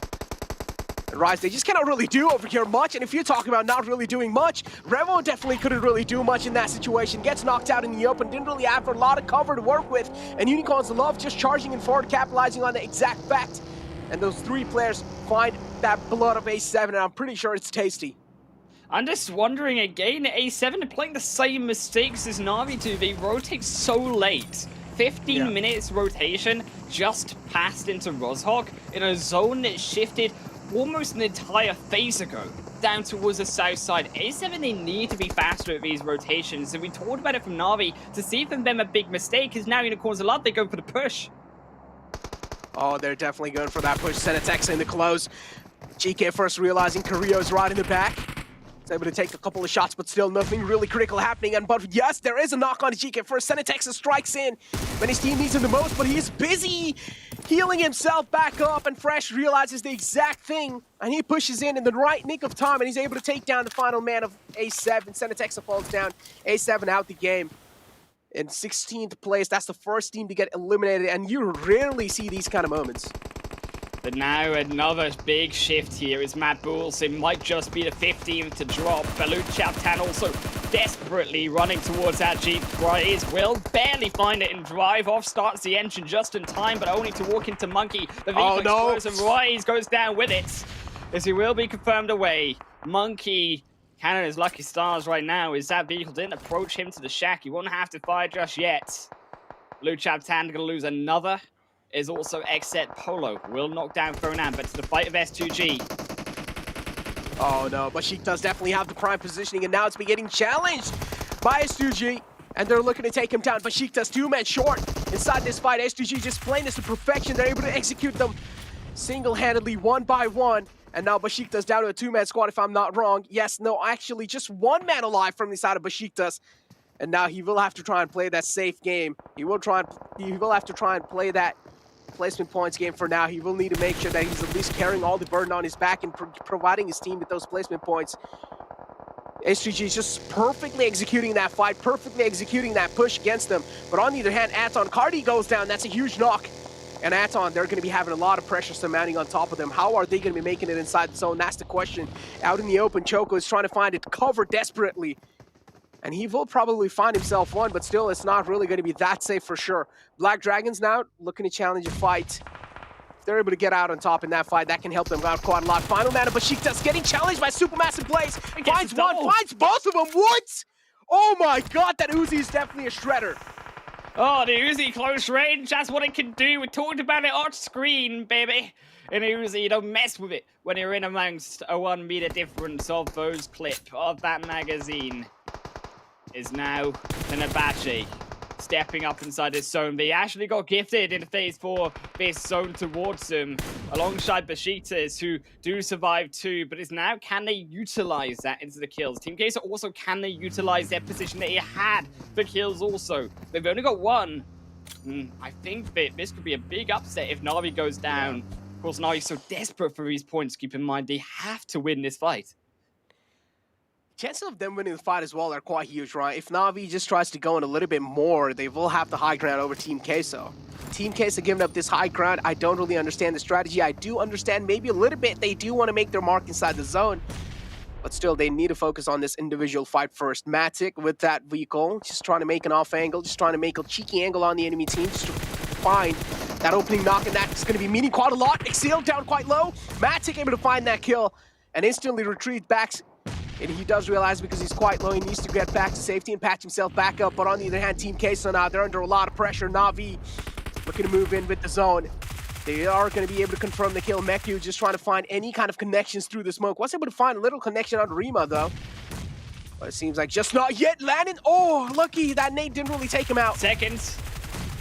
That'll do it. That should be it. Necro, they're going in for the push, and they have found even more. And he's on the run, and so is Rema. We shouldn't give it up right now as Meku. Tixi, they do have to be cautious, of course, through the smokes. It could be a bait into a nade inside the smoke cloud itself, but as none appears, Anin, there's what does he have left? I don't think he's got much, but his health bar is dropping. That's the certain, and Rema is doing his absolute same. As Rema will knock, and Anin should be next to the party as Kitsune will leave the fight, and this is how confident Na'Vi are. And they should be. It's only one more player. And what can Anin do? He's got 1 tree to his name. A roll of the nades. I'll show you I see the smoke here. And on the smaller screen, you also did see STG try to wipe out the existence of Besiktas, but still that Uzi strikes in hard. It's just too powerful in those close ranges. Landon, a little peek from his side, that means the final nail will be put in the coffin. Landon now doesn't have any other choice left. Yep, he's taking a lot of damage, and he still strikes back, though. He's trying his best, but still the zone damage is a little too much. Meku being taken down, but the good side is that the damage has already been done onto Na'Vi, so them winning the game now, the chances are looking quite low. Unicorns Love, on the other hand, they've gotten the shack control, and as I mentioned, Besiktas now wiped out the existing S2G. Taking all the credits for that, Unicorns Love. 3-man strong team. That's quite a huge separation coming out, though. Fresh all by himself on the right side. Exa is the team that he needs to take care of. But J7 still pretty safe for now. On the other hand, Ghost spotting that rotation from the side of Na'Vi. Taking a couple of shots, picks in Kitsune. Gets just... They drop out in the open. Oh no, that's not really a good kind of thing for Na'Vi over here. Kitsune being spotted. The final man will be taken out. I think he tried to stop inside of the zone, but he should have kept moving. Yeah. Tan as well, going to fall to roll kids. He just 1v3s them, finally goes down, but Tan were too scared to help their teammates to go outside of the shack. The fear of the third party, Unicorns of Love. Instead, they lose another. Finally, Fresh will go down, but it's the hands of Aton. Is they will drop in 9th. And what a meanwhile, the MVP position, by the way, Monkey Mad Bulls inside of that tiny little shack, but is half broken, is keeping himself alive for his placement points. I'm pretty sure as soon as the zone pretty much moves anywhere close to Monkey, he's just gonna get charged on by any team over here. The Monkey, again, I would still say he has a lot of threat lingering on his head. H2G from the back. Oh, that's a huge knock. And he was a man of Fenerbahce, the final man, just to try and grief H2G's game. And now the zone's also dealing a lot of damage on the man of H2G. Should be able to get the rats back up, but still, if you talk about their 2-2 split, it's quite brilliant from the side of H2G. Always trying to provide that backup fire. Yup. They have also gone in quite a good position. They're also inside the zone. The next zone, they're looking quite safe for now. On the other hand, Knights taking a lot of damage, not really, but withstand it. And Choco, I do like the spread coming in from the side of Knights as well, but the problem is if one man gets taken down, they're not going to be able to get the res back up. Monkey, as we said, he's got that zone gifted to him. I think that the problem is all of these teams, they can't push on to Monkey, and Monkey can just sit there and wait. Unless a nade hits him, he's quite happily going to be able to survive into the next team falling, because Knights, they're occupied with a fight versus S2G, and nades go either way, but it lands onto no one. Xenox cooks a second. His half HP needs to move because Coops is bleeding out in front of him. Oh no, the buggy as well. It's almost on flames. If it blows up, it's gonna take them both out. No, should have parked the buggy a little bit on the other side. Maybe that could have helped them from that explosion. A little bit of rookie mistakes from the side of Knights, but again, I don't really blame them. This is a lot of pressure to deal with. Sometimes even the best of the best do crumble down. Problem is where? Why do Knights go? I mean, you look man. at Chico, right, on the outside. Yes, they've got a brilliant flank side, but they don't utilize it. They just drop. Easy peasy to S2G. They had to move. There's nowhere to go, but the rooftop now, very bold through from Kalse, but such a position could work out if they can be utilized. But we saw something like this before with S2G, where it was actually Besiktas who stole the game off of this. It punished that type of position exactly. But it could be more useful here. Of course, the zone may just be that more flat, so it will allow them to find these shots, allow that higher ground. Oh, no. Choco, yes, they do. It's crucial for Kalse. Can he find a second, though? Oh, man, the man was just jumping around, hoping that maybe he will miss his shots. Milo's taken down quite low, just a spray comes in through. No connections being found yet. Bullock still looking pretty decent inside this game with 2 players alive. Ace2G, it seems like they're looking to win this game. They have the man advantage. They have the man number favoring them, and might as well try and win it, right? Unless if they just make some rookie mistakes, and then Bullock are able to capitalize on it, or maybe any other team inside the game are able to capitalize on it. But Bullock is the one that have the second most men alive inside this zone. Just looking to spray it down. They do know Aton is still alive in the game all the way on the right side. It's just that one man alive. Maybe a little connections being found can lead them to at least wipe out the existence of Aton. Did find a little bit of hit marker there. He's trying to look for another one. Oh, no. Oh. Get it. Oh, back. Shots. Oh, back being exposed. Oh, almost he got knocked down. Timber as well. He looks for the opposite angle. Now it's down to survival. Another shift, though. It's on to Monkey. I mean, Monkey, he's been gifted this zone time and time again. He went from, like, 14th position here, Necro, and he's inside the final 3. Aton will fall as well. And all he has to do is he has to sit quiet. There's nothing that actually anyone can do to stop him apart from a nade. And finally, I think they might have got close enough. There it goes, a Monkey. Oh, it doesn't land. It hits the wall. Kalse, he misses. That's the vehicle gone. And Blue Chap's hand, they're trying to utilize this pressure as Monkey strikes back. Does that nade land? Tickles him a little bit. Yeah, it definitely does. Tickles him a little bit. Kalse, though. Yeah, I've seen him in these kind of situations a lot of times. And Monkey, these teams are just being pinned inside this cover that they have. They're just being suffocated down to death. They just don't really have a lot of breathing space to work with. Maidon has this little bit of haystack for himself, but still, let's just find out. Is he going to be able to make it work? That's the huge question that I'm wondering for now. Monkey's just getting bombarded by those nades. One little nade connection and Monkey, that's just going to be it. That's going to be sealing the deal on the Mad Bulls. But gotta say, Mad Bulls did look quite sad in the start, but until now, they have been able to stay alive, and that's quite a huge thing. Monkey single-handedly carrying his team for those placement points, and gotta give props to that man. Final man being spotted from Bullock, and now S2G just realizes it's just that one last man alive. It's an easy-peasy game. A massive game. It's all confirmed out their 17th kill of the match here, Necro. And oh my God, such a huge opportunity, quite frankly, for S2G. They needed these points coming in. We've not seen a game like this since week 1. Where was this in game number 2? In week number 2, should I say? Not there. And now, coming into week 3, this is the S2G that we know. This is the type of S2G that scored that 200 plus points in that first super weekend, and I'm glad to see them back. I mean, such beautiful control in the way that they handle that final zone.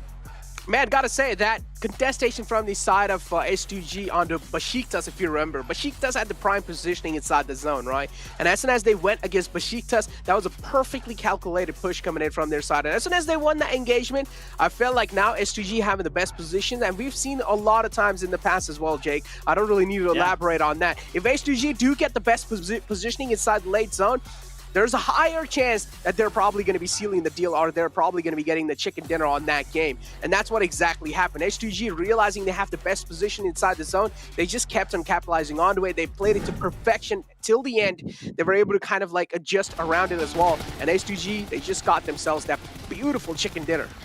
Yeah, they were able to just completely capitalize off that hillside. I think it was between Knights, right, and S2G. Whoever wins that fight out is able then to close out the game. But Knights, because they didn't have the hill, and because actually it was stolen from Besiktas, that position by S2G, it was all of these kills wrapped up with that perfect endgame position. It was what allowed them to steal it away also against Blue Chatana, though it was a absolutely stellar performance, and I quite frankly think the true MVP of this game has to be, of course, Monkey from Mad Fools. To land from almost a bottom place finish to that second position in the game, a big step up for Mad, considering that they looked so dire against Exit inside of that quarry at the start of the game.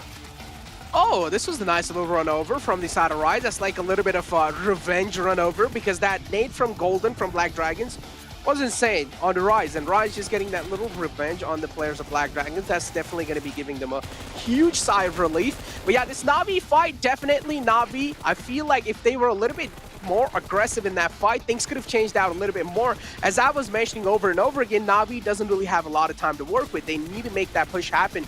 And as I mentioned, if Na'Vi just made that push a little earlier on the enemy lines, I feel like Na'Vi could have at least like came out on top with a decent amount of men alive in the game as well. But still, I mean, in the end, they were able to win that fight, but unfortunately, they just didn't really have enough time to rotate inside the zone. And this is where Ghost realized, okay, we do see two players of Na'Vi in the front using that bucket to make the rotation, and they just got those easy kills. Yeah, I think that, quite frankly, big game for S2G. Big question marks for the likes of A7, Na'Vi. They 17 have kills, to man. change Insane. something up, right? 17 kills, absolutely huge. We're up to the top of the leaderboard. But tell you who else is on top form is our beautiful analyst desk. Head on over there one more time.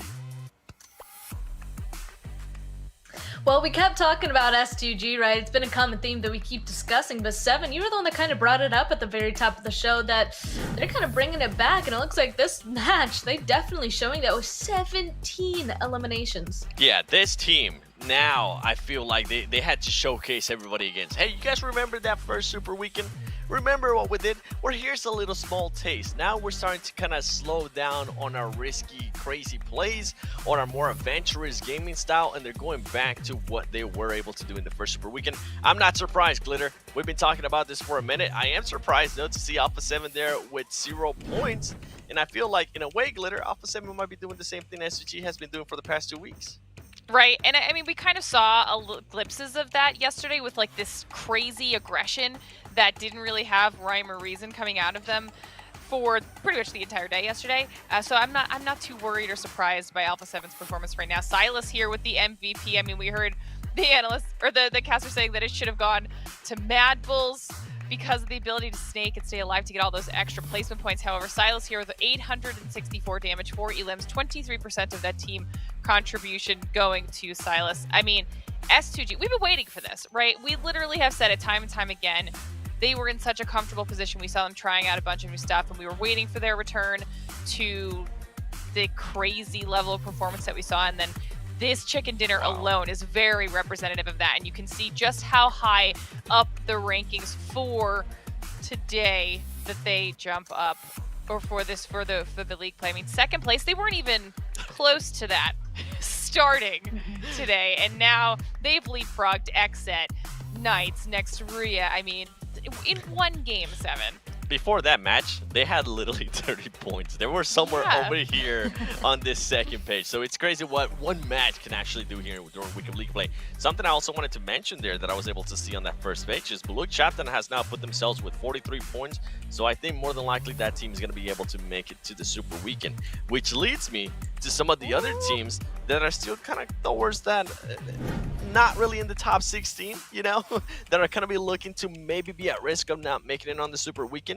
I'm looking at Rice Esports. I'm looking at Ghost Gaming, Atan Esports. We've been talking about it, and we're going to continue to talk about it. This is a team that cannot afford to miss a Super Weekend. This is a team that needs to make it to the Super Weekend. If not, they're going to be pretty much biting the nails come Sunday, not knowing if they're going to be able to make it to the finals or not. And you don't want to put yourself in that position. And then with Na'Vi, Na'Vi has been able to improve a lot in regards to points. I mean, yesterday they were only able to get 1 point. Today, so far, they've been able to get 11 points, which is an improvement. So I am going to be looking to see as we get here later on, span of this matches, if anybody's going to try to hunt down Navi. Hopefully, we'll see. We'll have to see, especially because this next match is going to have the same teams in it. So it's possible, you know, kind of getting used to this match, maybe able to go on ahead and be a little bit more aggressive in the next one. See if they can find that treasure. Oh, wait, speaking of treasure, remember guys, it is a PMGC exclusive. You can get a treasure box in the PUBG Mobile Esports Center. All you have to do is watch PMGC live on YouTube or in the in-game Esports Center, get that PMGC token and redeem it, of course, to get the PMGC permanent items. Also, just a quick reminder as well, if you click the rewards button beside the live stream title, you can go on ahead and link your YouTube account with your PUBG Mobile account to go on ahead and get even more PUBG Mobile tokens, PMGC tokens. So a lot of stuff to be able to go on ahead and get rewarded for. A lot of stuff. Also, comes up our next question. You guys already answered our first one. Let's go ahead and ask another. Now, which team can surprise everyone in the Super Weekend? You already answered which teams you're hoping to qualify. Now, what team can go on ahead and surprise everyone coming into this Super Weekend? I do think that definitely just touching on a bunch of the teams that are kind of towards the lower end right now would be quite interesting. But you guys can go ahead and answer that in the chat. Otherwise, we're going to go on ahead and throw it into a little bit of a break because we have our next match coming up really soon. We'll see you guys shortly. Dismantle like that, Na'Vi. Oh, that nade was quite close, but Matic still able to get there. Oh my god. Some type of consistent points. Tron! 16, but Tron, talk about a team looking for...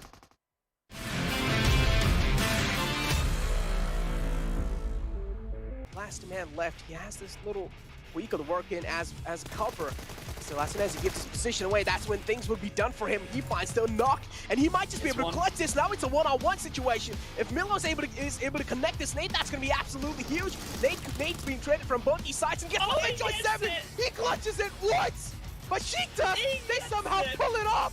Going fishing, and Rambo's still in the water. Somehow they still don't see him. He pops out, and he gets the finish. Goes back into the water. Are you kidding me? Look at this direction. That nade, though, does press him out. Football is maybe able to take him down. And he gets the kill! Picks up 2 kills! Trying his best to hold on to the position, but yeah, as you mentioned, Besiktas definitely do have great positioning, and possibly even they can try and win this one. But Football is now, oh, this is not good. Rambo easily able to take care of 2. Still waiting as Nice desperately hold on in 5th position. A solo also for A7. Revo, he'll find another knock. You know, any team like that, I think the goal is to obviously qualify for the last Super Weekend and just get some type of consistent points. Tron! 16, but Tron, talk about a team looking for... Oh no, Analysts, they're not going to be feeling good. Just watching just A7 getting dismantled like that, Na'Vi. Oh, that nade was quite close, but Matic still able to get there. Oh my god, what was that? That's a heroic entry from the side of Matic. Like you mentioned, the blue zone going to be applying pressure. Alucard making that U-turn, popping out with the DP, but immediately taken down. Immediately, Matic! Let's go, baby! Which punches out the full action with the quick snipe and finishes Ghost! Matic's insane! He's on fire!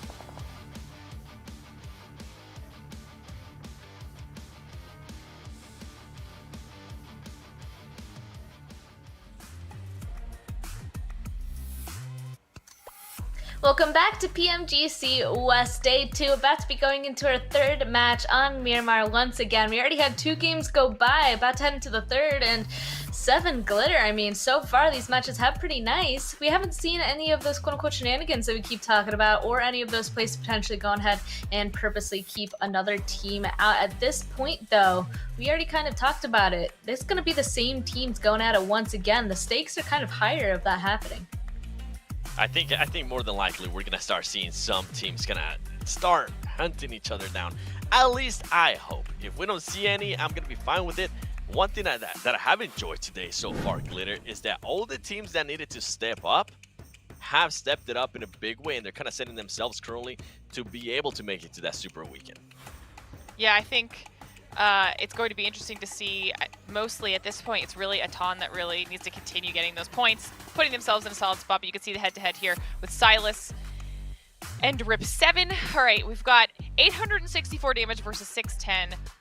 4, 6, and 4 elims. I mean, 2 S2G players up there in the head-to-heads. Not surprising with the type of performance that we just saw in that previous match. Most rescues here. Still get an S2G member up here because they were in so many fights. They were bound to get knocked every once in a while and have to get their players up. But the Baluch Chop Time, you've talked about them a couple times now, Seven. It seems like they've finally found a rhythm where they've put themselves in a pretty safe position for this Super Weekend.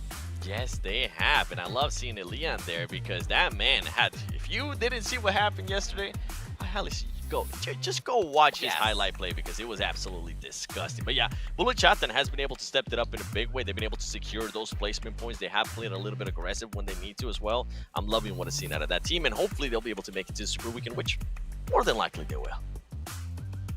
Another way to be able to go on ahead and step up your performance is, of course, with the wonderful OnePlus 9 and 9 Pro. It has flagship performance, an immersive 120Hz display, and hyper-touch technology made specifically for gamers. OnePlus 9 and 9 Pro are your best shot to go and climb that leaderboard. So you guys are talking about these teams. We're about to be going into the third match. Would you say that that's the team you guys are putting your bet on, or are you guys going to go on ahead and choose somebody else? I'm just going to go first because I haven't been able to do that just yet. I'm actually going to go on ahead and choose Rise, because in my opinion, we got to see more of them. I mean, we did end up being able to see Rise and Alpha 7 be able to kind of duke it out yesterday, but otherwise, got to see them rise a little bit more. So that's why I chose them. 7, you want to go next? Okay, I'm going to go ahead and keep on double dipping, triple dipping, whatever you want to call it. You're not supposed to do this, but I'm going to do it anyways. Team Kessel, that's who I'm going with. Listen, if you guys haven't been able to tell, I really want this team to at least be able to make it to one Super Weekend, okay? I would love to continue seeing Team Queso in PUBG Mobile Esports. You know, if you keep picking them, 7, eventually they will win, and then eventually you will be right, okay? It's math, okay? Simple numbers. And I used a little bit of math in my selection as well because I'm hoping, since they were able to stay alive in this last match, and we're moving to Miramar, which is where they have their only chicken dinner, Mad Bulls, okay? I want another chicken dinner out of Mad Bulls, and we're going to see how that goes. You're going with the snakes? You're going with the snaky snakes? Uh-huh. Okay. I mean, they have to make it into this next Super Weekend, so we'll see. We'll see. They have to go on ahead and get some sort of high amount of points. Could be a chicken dinner. We'll have to wait and see. Same with all these teams. Let's see if they're going to be able to kind of pull it off in this next one. Because again, Miramar, last Miramar, I don't know if I noticed anything interesting to keep an eye on this next one, but did you guys? No, nothing crazy. I mean, it was just mostly rotation, some teams being able to actually secure those LMs, putting themselves into position, nothing in the likes of like crazy hot drops of stuff that we're kind of used to seeing. So I'm wondering if teams are starting to slow down a little bit. Oh, glitter. Don't put that juju out there because I'm for it too. I mean, I wasn't here for that island finish that you guys got, but I want some island boys too. Come on now. Oh man, it could be. That'd be sick. That would be amazing if we ended up getting a zone like that. Maybe instead of the islands over to the east, maybe the ones to the south. Let's go ahead and just watch and wait and see what's gonna happen, because we're gonna go ahead and toss it over into Miramar once again for the second time. Let's see how these teams are gonna be able to handle it. Sending it over to our casters on Miramar. Let's go, ladies and gentlemen. Heading back over to Miramar. Watch the ocean, dude, in Spanish. And my eyes are all on Pecado, dude. Sin City. Mustache Dave, bro. We're coming into this game, and this is a big one, brother. This is a big one. We got some squads. We're here.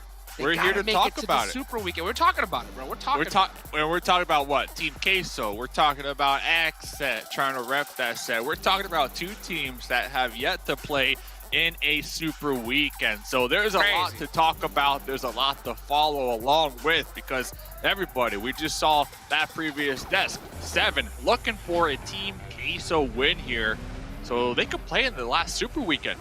Bro, I want to see it as well. I mean, what has Team Queso been doing? I can't believe that they've already... I mean, I'm already shocked in the first place that they have missed 2 Super Weekends. To me, I'm like mind blown.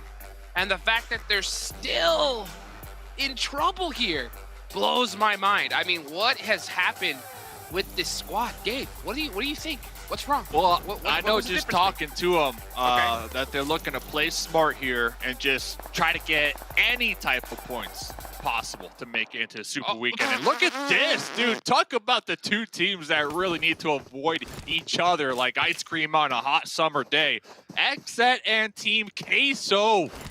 Man, getting into a fight real early on this game, this brings a tear to my eye. And then on top of that, Kills Twitch, not even with the squad right here. Oh, and okay, no, Jay is nearby. Okay, but Sun HP from Besiktas. Oh, Ray! Oh, it's the musical chairs, baby! Ray is spinning around. What is he gonna catch? I mean, what is he gonna go for? Oh, he actually tried to juke him out of the rock. Nope. At some point, he's gotta give this up, dude. That rock's OP. Oh, I want to see that. Hopefully, hey, please. There's so much going on. Yeah, record that, please. I want to see that in the highlights. Ayala Oh, pushing up on the exit. This is a huge fight between these two squads. Oh, a nice return one there from Rema. And it looks like that it's going to be a stalemate because Killswitch is so far away from this. It looks like Polo and J7 are going to go down. And Team Kessel is going to get the full reset. Oh, they hunted him down! Luke Chapman. Finally, Reyes getting what he wanted. Oh, here we go. Other side of the fight. Oh, look at that angle. Look at that angle. From the window. To the wall. To the wall. Sun HP didn't even see that one coming.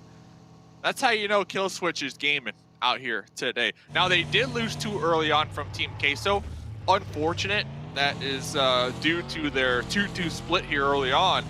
And I'm very curious, did Team Queso, did they go back, watch the VOD, and recognize, hey, Xset got a little 2-2 split going on Miramar. Let's take advantage of it.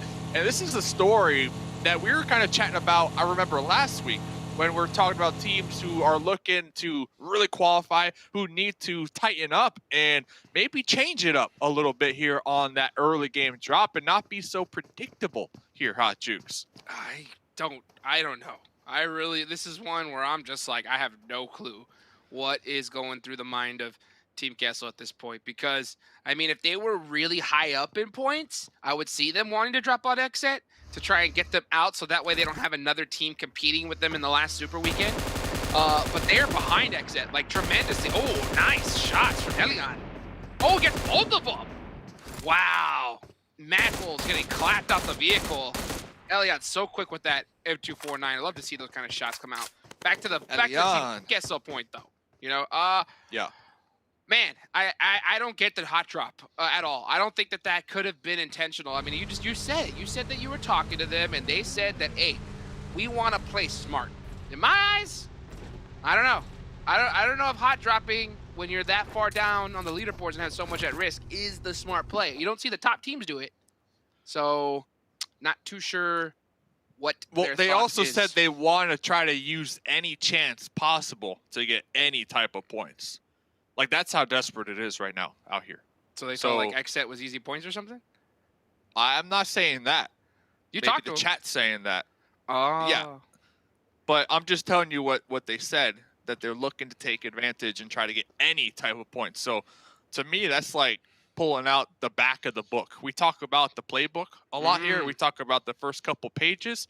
I think right now, Team Queso, they've been thumbing through all them pages all 2 weeks, and they're at the very end, right? They're at the very end, and I think it's just do or die now.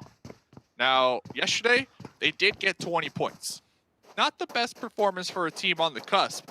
And looking at Xset, those are two teams that we're going to keep chatting about here today because a lot of people really rooting for these two squads in particular to qualify. Xset got 45 points yesterday, and we can see the rankings right there. So when we look at both of these teams and we look at which team is in a better situation, it's obviously Xset. Yeah, it's obviously Xset. Even though they lost too early on. They're still sitting pretty. I mean, they put up enough points here to put them in a good position. I mean, at the same time, I mean, it's only 2 days worth of games, so they could easily get passed up if they're not careful. So they want to be able to put up some good points consistently here because they have to make sure that they make it. Oh, the Q! Gotta get some better insoles, buddy. That would hurt. Too much car, man. Too much car. Sometimes you just too much car to handle. And looking at the overall after last game from Team Queso, I believe they're in 15th right now for this Super Weekend. So they're there, right? But they don't have a lot of room.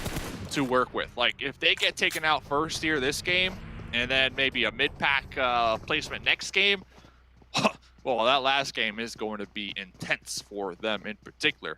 So, all in all, I think XSET have been doing a great job here today so far and yesterday, just with being able to come into these matches and get consistent points. Now, we see they only got 1 point this game, but I think that's a product of them dropping two too early on.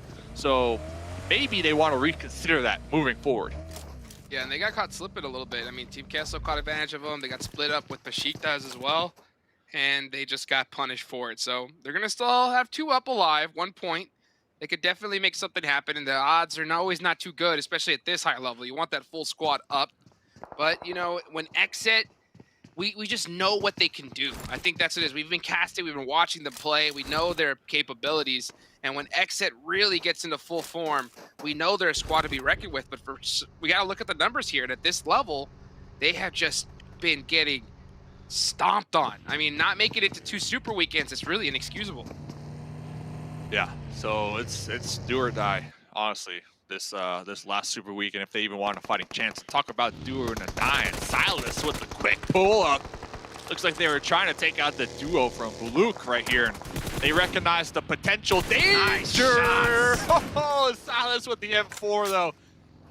Catching Rias in that backseat of the buggy. One of the most dangerous spots to be in here on a rotate. Now, let's see, though. Will S2G continue to hunt down Baluk? Man, these squads have been practicing that vehicle tracing. I mean, I've never seen people get clapped out of vehicles so quick here. Oh, Carrillo! Oh, hits the... Oh, what a shot. Got him. What a shot. I mean, I was literally getting... I got dumped out of there for a second. Hits the crouch, hits the lean to make sure that he gets that perfect angle, and just literally headshots Kitsune right out of the vehicle. I mean, it just proves my point. I mean, these guys, when it comes to drive-by, if you drive by them, they're clapping out the vehicle instantly every time. It's too good. And that kind of goes back to what we saw earlier on from Mad Bulls. Very questionable rotate going through the town on a main road. Yep. You know, it just opens you up to getting sprayed down upon. And then on top of that was with an M249. So talk about a vehicle exploder right there. Now Mad Bulls, another team down to just 2 off of their early game rotate. That's why we see teams, they tend to stay off those roads, right? They tend to veer off the path, the easiest pathway on their rotates, and they take these vehicles out there in the mountains. And yeah, you know, we kind of laugh at it here and there, like if they flop the car, but it's for a good reason, right? You got to take those paths that can secure your safety. Especially here on Miramar, you never know who might be on the opposite end of that hill. And, well, popping back over here with Luke. Talking about vehicle rotates. This buggy's smoking. Fernan, you know, getting ready to get on that rotation. Pulling up, getting ready. And when it comes to the rest of the squad so far, when I look at I'm looking at the map right now. I know you got Matic. Trying to race. Oh, God, he needs to put that thing in 4-wheel drive, Dave. Dude's out here changing a tire or something. Real quick, before the action erupts, and I know you're kind of going with the point, but I wanted to bring this up early on because you were talking about the numbers. I was looking at the numbers. I believe this is from the entirety. Games played, 53 games played. Last game we saw them. Coops from the Knights. First place with 99 kills, 21k damage out of 53 games played. Almost at that 100 mark. Right behind them, Xenox with 88 kills. So that duo still showing up here at the top when we're talking damage and elim points. Any thoughts with that? Are you surprised, Hot Jukes? What's your thoughts with that, man? I just laid some knowledge on you. Man, I mean, that's what I'm talking about. I mean, to be able to see that person get that kind of work done, it's just incredible. It really is. I mean, we see so many different players that are kind of pushing themselves out to be that superstar player. You know who I'm talking about, right, Dave? And when you see performances consistent with that type of play style, you're gonna see some great games here. You're gonna see some great games, Dave. I'm talking about Coops. That's who I was talking about. 99 Absolutely. kills. I mean, 99 kills is ridiculous. It really is. 53 games. I mean, over 53 games, 99 kills. That's, let me do some quick math in my head. That's 2 kills a game. Pretty solid. That's a player I want on my team. That's a positive KD right there. Yeah. I'll take that to the bank all day long. I mean, that's honestly that's what a shot there. Quick one. What were you saying though? I didn't mean. I mean, that is a ridiculous feat to accomplish. I mean, to have a positive KD in this kind of lobby, it's crazy. I mean, we see some of the top players be able to do so, but I mean, this is a battle royale. I mean, it's not a position where you can just respawn and come back. Once you get taken out, you're done. So Coops has just constantly proven to be a player that can always show up for his team. And I think there's a lot of other teams in North America, at least from the North American side, that need to have that superstar player rise up. When it comes to Xset, I'm looking at Kill Switch. You know, Polo, he's been pretty consistent overall, you know, but I think when Polo steps up to another level and Kill Switch gets on point and they start feeling themselves, Xset's a squad to be reckoned with. But I think we've been yet to see that so far in this tournament. I'm waiting for it. Yeah, I think a lot of people also kind of waiting for it, maybe even his teammates. As the next zone goes up, A7 up there towards the north, and we were looking at the potential of a little engagement down here between Rise and Knights. And this is a nice fight because going down in that third place position, kind of back to that overall points, Mythic, third place with 82 kills. So Mythic has been a heavy hitter in this lobby. And let me just top 5 real quick. Go ahead. Solke and Lutz, 4 and 5. That's a surprise. But let's look at this fight. Coops are out here prone, trying to toss some grenades, looking to pull back just a little bit. Looks like Riser looking to take this fight. Here they go, Rise. Trying to get some angles here. They look to be pretty split up. Mythic in a 1v1 situation. He's in that shimmy. He's going to actually win that. The Knights are so split up that even with that knock, I don't think they're going to be able to support Coops here. So Coops is in the front lines. If he wants to be able to get this revenge, he's going to have to really press up and do something magical on his own because the rest of his team is just way too far out. Now they finally start coming, but it may be just a little bit too late. Rise is going to get this full reset off. Yeah. Xenox, though, that off angle. Beautiful. That's huge. And that's when we start to see the push from Coops, that little oomph of aggression. Coops was connected on about 50% health right there. Is going to be able to get the heal off while Xenox pushing up with that buggy. Oh, wow. Mythic, number 3 when it comes to top elim players in the lobby, looking to get a 1v2. Oh, got the pickup. The crazy pickups. I'm so surprised. Whoa.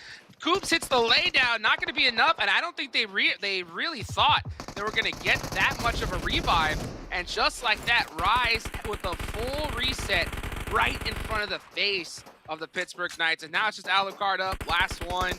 And I guarantee you, Rise, considering everything that's going on with this lobby, they're going to hunt him down. Mufasa said, thanks for the buggy. Xenox, thank you. Gracias. And look at this, sending it right here. I want to really point out, though, wow. Alucard's, he's goner, dude. I mean, if they blow this buggy up, that'll be it. Yeah. Done.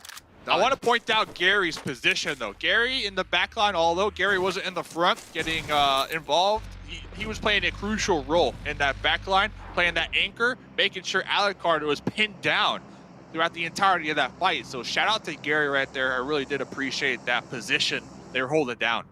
Gary with that spot really just forced the Knights to have to stay back because he was waiting for him. He was waiting for anybody to crest that hill. So you just can tell by just that kind of play style. Gary was saying, guys, get the res. I got y'all. And in order to be able to make that kind of play, your team has to have 100% faith in you. 100% faith. And I'll tell you what, if I'm on Team Rise, I'm putting all my faith in Gary. Brokis with the UMP. I almost feel like that anchor position is a little more important than the gunner up in the front line, you know, because that anchor position is playing Overwatch on your team, and if they miss those shots, well, that's going to be it for them. This is a huge fight, though, right here. This is Team Gessel. The squad trying to make it in, and just with the vehicle rotation get blown up. They go out with only 2 points in this game, Dave.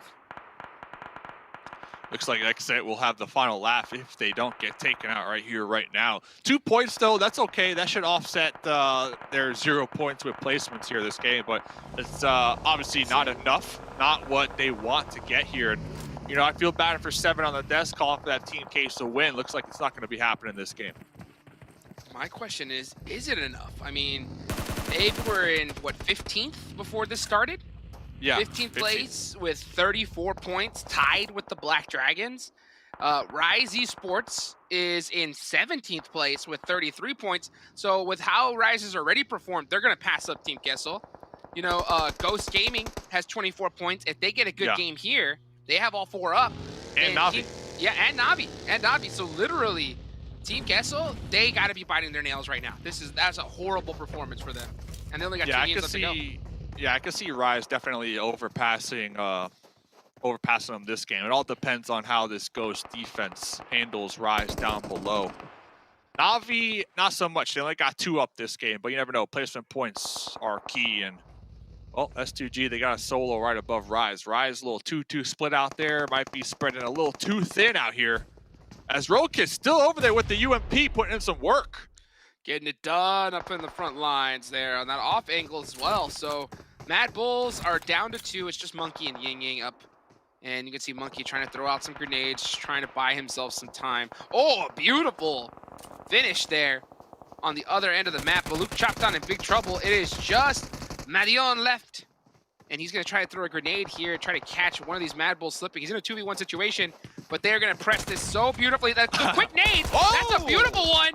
But, oh, Monkey, there perfectly timed, is able to get the assist and get the finish. So he's going to go and get this res up. Mad Bull still up in this one. Down goes Baluk Chaptan. Imagine seeing that grenade just whiz right past your head before blowing up. So Nunez is knocked out. Mythic, though, with the vehicle explosion onto Timber, is able to at least secure that angle and maybe throw a smoke, maybe get the pickup onto Nunez. Ghost Gaming, though, in the trenches. They hear the gunshots. They recognize, okay, there's a team over there, but they're not trying to overextend from their cover right now, at least for the moment being. I'm going to call it right now. Ghost Gaming win. The game or this fight? They're winning this game. This game? Yeah. I'm gonna call it. It's a bold prediction. It's a bold one, but I'm gonna believe in Ghost here because they are sitting in 18th place. Okay, I feel like we see Ghost kind of do this all the time. They put themselves in a bad spot, and everyone's like, "Oh, what about Ghost?" And I don't know if they're doing it on purpose, just to like avoid attention. And then come time when they need to perform in order to qualify, they just pop off like crazy.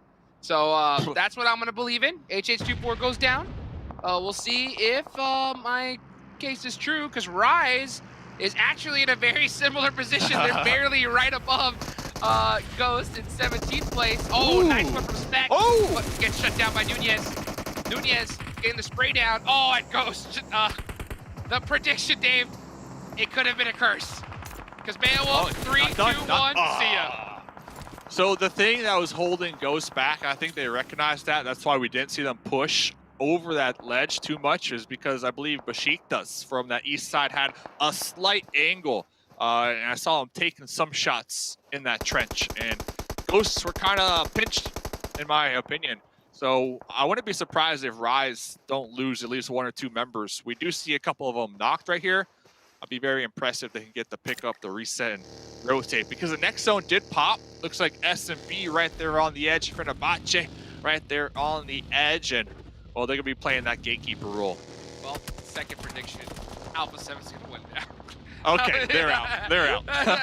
Right, they get wiped right now. Right, they get wiped right now. I mean, they're sitting dead center of this circle. I mean, that's crazy to see, though. Rise and Ghost in pretty much the same spot. Rise understand the situation they're in. They get the beautiful push. Oh, my gosh. Make it 9, 10. 5 points. Oh, into the pot tree. With the M249, too. Man, I think they're still alive. I think they're still alive. So I've never seen a cast a curse quite like that. Bro, dude, just gotta go back and say I'm impressed. The way that vehicle spun, that was my prediction.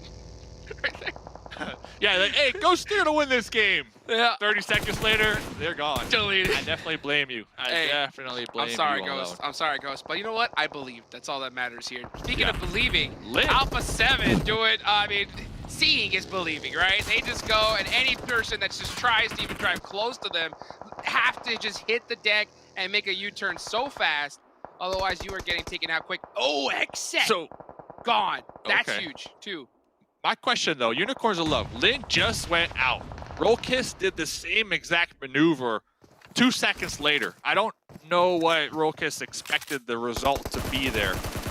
But now it's up to Fresh. I'm not gonna lie, if I'm in this lobby and if I see my teammate get blown up a vehicle, I think, right? If I see them get blown up by a vehicle and it's Alpha 7 that took them out, I'm running for my life. Like, I am just making a U-turn so quick. These guys do not mess around. 12 kills on Rise. Wow. They're definitely going to be overtaking Team Queso, for sure. See, my prediction was on Ghost, but maybe it was Rise. Nunez, because they were right next to each other on the leaderboards. Maybe that's where I got that little feeling from. Nunez is in a good spot here on this edge. Look at that. Getting a beautiful laydown spray, and he is just causing havoc right now. Looking to pick up some more points. He should get those confirms. That's way more important here. But he's going for position. Full sends it out. Senatexa gets them done and dusted out. I would have loved to see him go for those finishes there on that right side. Yeah. I think that would have been huge. It would have been 15 kills, and that would have been equivalent to a chicken dinner. But Crazy. 13 kill points, 11 points, that's still a little more than what a second place finish will get you. So rising up here this game on Miramar. Now SMB, little 3 split. See how they have to maneuver down here because the next zone did pop. And Hot Chooks, you might have been wrong on your first prediction, but A7, dead center. Dead center. This is when they're at their deadliest, to be honest. Like, if there's any team you don't want to get circle blessed, I think it's Alpha 7 because these guys can shoot and they do not mess around. They're going to play this hyper aggressive and make it so tough for anybody to make a move here. Now, the good thing for these other teams is that there's a lot of buildings here, a lot of terrain that you can be able to kind of try to push up into. The problem is that you got Alpha 7. If you try to cross that street, even though you think it's a 1 second drive across, they're popping you out that vehicle. That's how quick. Definitely a bait. You do not want to rotate using that street. Miku from Navi still alive too, carrying the torch out here. Navi Monkey definitely need the placement points. Here's the big thing though, with Mad Bulls, Monkey in the position he's in the best spot here because Alpha 7 is completely surrounding him. So literally Monkey, all he has to do is chill and just let Alpha 7 do all the work, and I guarantee you Monkey gets second place. We'll see. Been making a lot of bold predictions here. SMB, they got Tron running downhill in the smokes. Ooh, I see one of the squad mates from A7 have been knocked, but it looks like they are attempting to get the pickup. Senatexa, I'm with you. I'm really curious to see how Senatexa can hold down that off angle. Bop is over here. Yeah, talk about the lasers out here. Carrillo with the 1-tap. This is what they do. I mean, literally, when they get this kind of circles, they're going to make it so difficult for every player to even try to do it. You can see McHugh full sending it for 1 second, instantly taken out from Carrillo. Dud at Dusted. There goes Navi, eliminated in 5th place. 4 teams remaining. Besiktas, Jesse, stuck in the heel strat. Savian as well in the blue zone. Can't move a muscle. You cannot move when Alpha 7 is there just waiting for you. And look at Monkey. Still. Big chillin'. Still, just trucking along here. Blue zone. Navi, Papa 5th blue. place, what is that, 6 points? So that's still a really good performance, especially looking at teams that were ahead of them, like Team Queso. Rise definitely going to be breaching that top 16 here this game alone. Blue. But Oh my this looks like an A7 win. I mean, look at that. Supermassive plays. You realize I'm not even getting across this at all. Monkey's got a grenade here. That could make a play there. Oh, he did it himself! Literally, Alpha 7 had the zone, and every single player in the lobby just said, you know what? Let's not give him points. Let's just go out the blue. Wow. Okay. A7. A7. Are we surprised? So A7 coming out on top. Yesterday they had a pretty solid day. They finished with 43 total points. Today they're just racking up those points even more. Now the objective for league play, Jukes, just in case people are now tuning in, top 16, right? That's the goal. You had yesterday, and then they got the rest of today. Top 16, make it to Super Weekend number 3. And then after Super Weekend number 3, top 16 go to finals. So we're at the end of this marathon. A7, I feel like they're just warming up though, Hot Jukes, in all honesty. I mean, literally, when they get that kind of position, that kind of circle blessing, they're going to just pop off every single time. I mean, literally, teams couldn't move. They couldn't make a muscle. They couldn't try to drive or do anything crazy. They see the smoke plays, and they're just shooting you through the smoke every single time. Crazy to see. Highlights coming up here. Let's take a look at that last match. There was a couple that I wanted to see, Dave. Let's see if we can catch it there. Look at that. That nice little spray out from Eliot was really nice. I mean, this was Miramar, vehicle rotations, so difficult at this high level.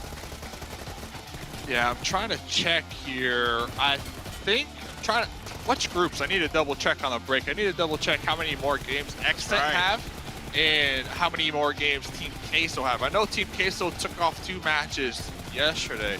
So we'll definitely keep everybody updated on the round robin, changing out the group situation, because we only got, what, 2 more games to go. I really think this previous game, at least for Rise, was a big one, and it might have even have been that ticket, right, that punched them in to playing in Super Weekend number 3, Hot Chicks. I mean, just a crazy performance there, and at the time that they needed it as well. So, there's only 2 more matches left today, and if you're not in that top 16, for some people, it's over. Like, their whole tournament is done. So they have to clap, they have to pop off in this next 2 matches, and I mean, all I'm hoping, though, is if you're one of these teams right now, you're just on your knees, and you're looking up at the sky, and you're saying, please do not give Alpha 7 the zone. Papa Blue, be nice to us for once, because honestly, if they do get that final circle, I think we're going to see just what happened last game every single time. 2 more games to go. Ladies and gentlemen, let's send it on over to the analyst. I was getting some whiplash in that match there. I mean, at first it was Ghost, and then Jukes was like, nah, it's 7. He was like, I was 7 the whole time. It's like, what? Which is it, Jukes? No, I'm just kidding. But it looks like A7 is going to go ahead and take that away once again. 7, you were holding up 7 fingers, so you can go on ahead and talk about A7. Yeah, I mean, this is kind of what we expected to see out of Alpha 7, right? Especially after we called them out for doing what S2G has been doing. They were like, you know what? We'll show you some S2G stuff. And they come out, put up 10 elims, get the chicken dinner. I mean, this is just pretty much textbook A7 right here, Glitter. Yeah, I mean, I even had said we saw their aggression like twofold yesterday, and it's something they're obviously comfortable with, but now they just bring it back again. Not only with the aggression, but this time with the chicken dinner on top of it for a total of 25 points from that game. But Mad Bulls pulling down 3rd place finisher with only 2 elims. They've really been going for those placement points this time around. And Rise, I mean, we talked about the big brother, little brother rivalry. Look at those points, 7. Rise, I mean, 14 points for them. And all of the points come out from elims. Yes. 13 elims. That is just ridiculous. During that moment, when Jukes was like, Ghost Gaming, I guarantee it, they're going to be winning this one. Rise said, hold up a second, hold my 1+, because we're about to show you something else. And they did. But I mean, even going to my other team, Team Queso, I think this is the time that I'm just going to have to stop choosing you. I feel like I might be cursing you guys, so I'm just going to let you do you, because, boy, this last 2 matches are going to be very important for that team, Glitter. I mean, talk about cursed as well, though. Atan, another team that has just really, really struggled to get some decent points on the board for themselves, and they were one of those teams that we were watching, keeping our eyes on to see if they could crack their way into that top 16. It's not looking so fantastic for them right now, but we've got 2 more matches in store, and what's the scary part about those last 2 matches, Span, is the fact that everyone playing for the rest of the day, they're all teams that need to qualify in. Yeah, you were just talking about that before we ended up jumping on over here. Group A will be sitting out these last 2 matches, and that's the Knights, Blue Chopton, S2G, and Xset. Those teams, they're already gonna go on ahead and make it through. We already know that based off of the points that they've already achieved. So these last 2 matches, everybody else from the rest of the groups, they're really gonna have to try to climb up and get into that top 16. That might be difficult. You can also see here from Rise, it looks like Mythic is gonna be able to actually take that MVP player spot for this match. 5 eliminations, 995 damage, 33% team contribution. I mean, Rise, they were just on fire in this moment. They were able to just absolutely run over everybody that they end up getting in a fight in with. 7. Yeah, this is good for Rise. I mean, we always talk about Rise being able to step it up in Sandhawk. They were like, you know what? It's time we are able to step it up aggressively in other matches too. And if Miramar is going to be one of them, they're even better for this team. They're going to be able to take advantage a little bit more of that final match as well. I think they're going to be playing. And going into the Super Weekend, which they're definitely going to make, it would be interesting to not just be counting them for Sandhawk, It'll be great for counting them also for Miramar when it comes to aggressiveness. We do see Alpha 7 jumping up to that second place, 68 points, looking good. But all of this here, honestly, for everybody watching at home, they pretty much made it to the Super Weekend. What really matters, it's what's on the second page. Because boy, let me tell you, it is going to be a spicy 2 last games. A lot of people are going to end up with no nails, including me, because I cannot wait to see what's going to be happening. Glitter, 16th and 17th place, only separated by 1 point, and they're all going to be playing in these next 2 matches. Dang. Okay, so 16th and 17th are separated by 1, but then 15th and 16th are also separated by 1, and then that's where you get the next drop-off, which is the 10 points there. But even if any of those teams in 15th through 17th has an insane chicken dinner, 12th through 14th, they're all tied. Rise is only 1 point above that. This entire second page is insanely close. So if multiple teams, say 15th and 16th, both have a decent game, there is still the potential for 10th, 11th, 12th to start getting knocked down into a dangerous position on the leaderboards. These last 2 games are going to be so important, and this might be the time where we start seeing some hot drops, some potential specific targeting if they can get in engagements with specific teams, because they know they have to take people out. I'm so glad you said that. You're going to be looking closely at Blue Showdown because they're currently sitting with 46 points. And you know, they're done with all their matches. So they're going to be just staring at the screen, hoping that those scores come in and nobody passes them. Oh, man, I kind of feel bad for them. But hey, at least they got themselves 46 points this time around. And we especially have to keep our eyes on those couple of teams that need to make it into the Super Weekend because they are not safe in terms of their top 16 points over there as well. So, I mean, we're going to be, of course, keeping an eye on, like, a ton.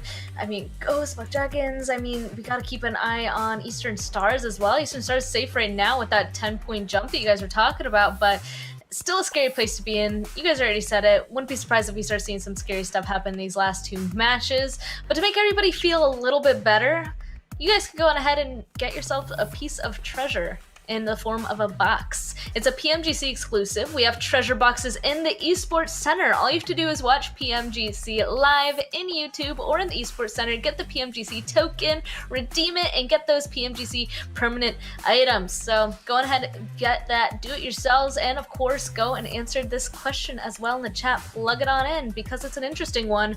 Can your favorite team make their way to the finals? Go ahead and plug that in the chat. Looks like Seven's pretty confident, but we're going to throw it on over to a break because up next is our second to last match on Erangel. See you soon.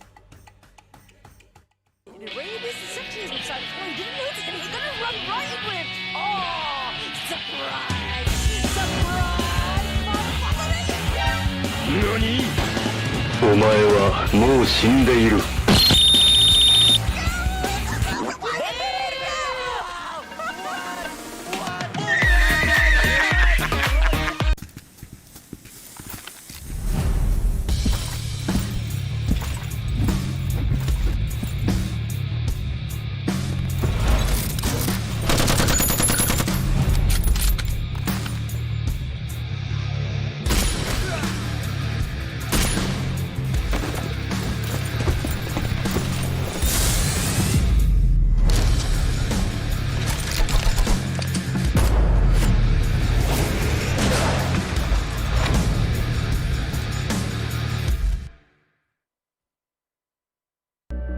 I saw the first light, the first steps.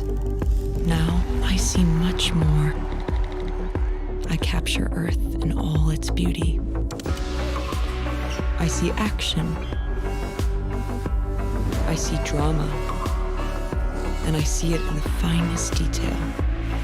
Moments of inspiration. And the first steps. I am the 1+9. Welcome back to PMGC West League. We have 2 matches left. We're going to be on Erangel first, and just immediately on Erangel 7.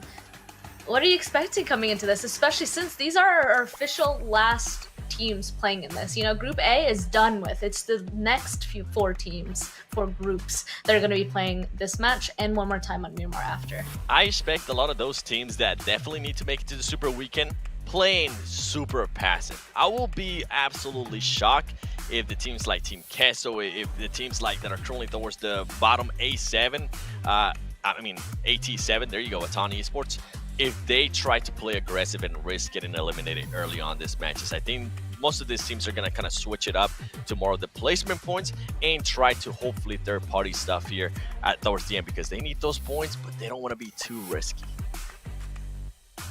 Not at all. I mean, what's the balance there then? You know, you have to go on ahead and be kind of going forward to try and find these points, but you know that you also can't put yourself in a dangerous position like Glitter. What kind of goes through these players' minds? Like, what makes sure these guys can go on ahead and be able to grab some points and not take themselves out? I mean, at this point, with how many matches they've all played against each other, they at least should have an idea of who lands where around them, who they could potentially run into on rotations if they go one direction versus another. So they should be able to choose the path of least resistance when it comes to making those conservative choices if they're going for those placement point focused play styles. Okay, I think there is a chance that once they get past a certain point in the game, I think even like potentially early mid-game, if there's an engagement where these teams know that they can win, they will not shy away from it, as we see most assists here up in the background being all A7 and Rise with the phenomenal performance from that last match. But I do agree, I think they'll play a little bit more passively. However, I don't think it's going to be fully passive.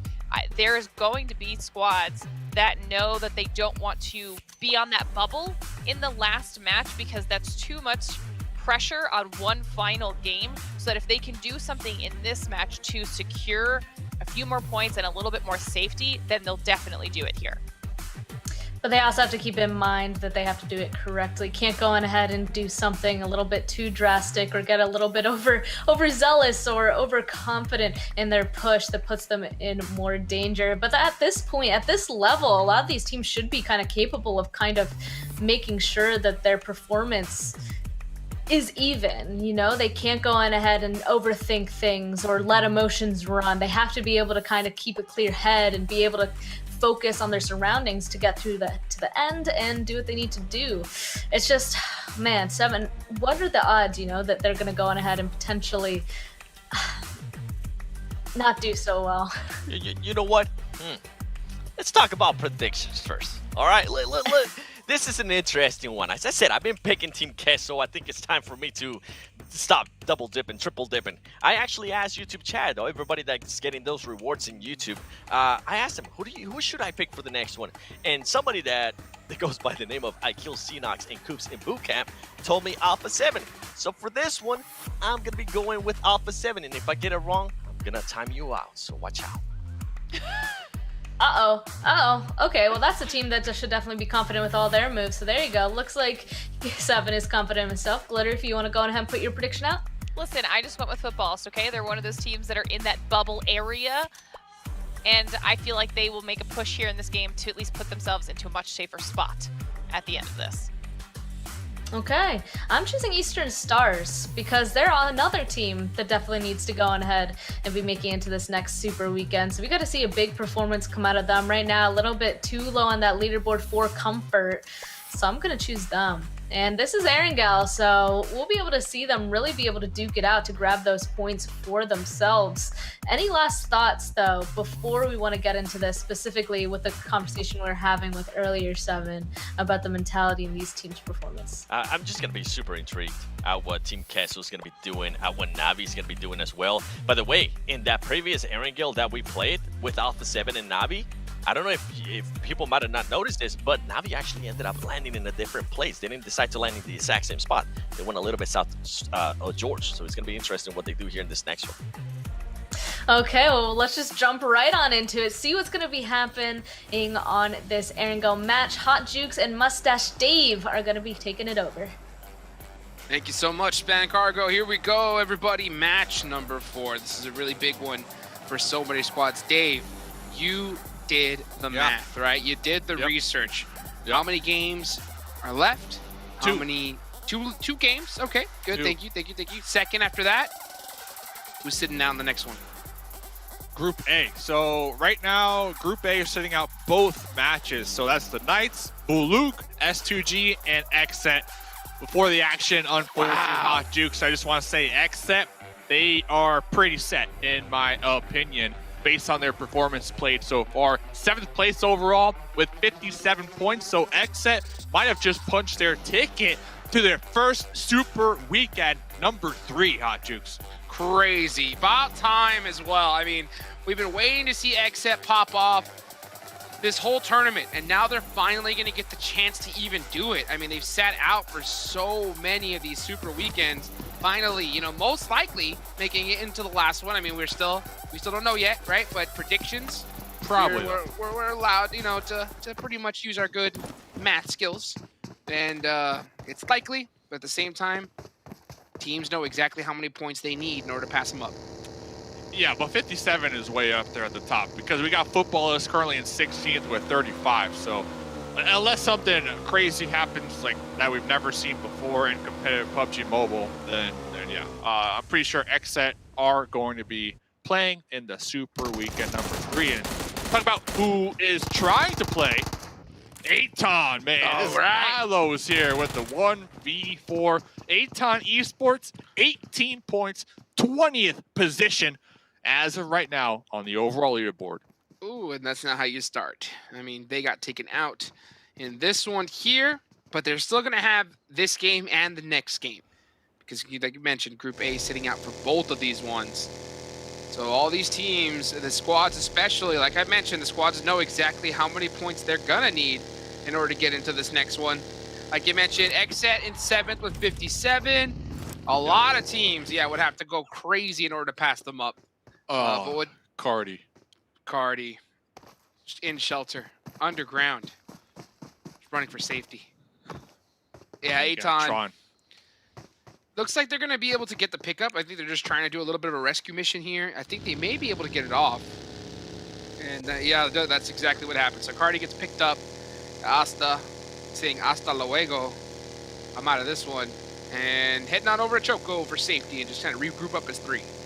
Cardi B. So, Jukes, let me get your take here before, you know, the action really unfolds and, you know, before you make a prediction that is pretty clear that that's the right prediction. Right now, we don't have a lot of intel.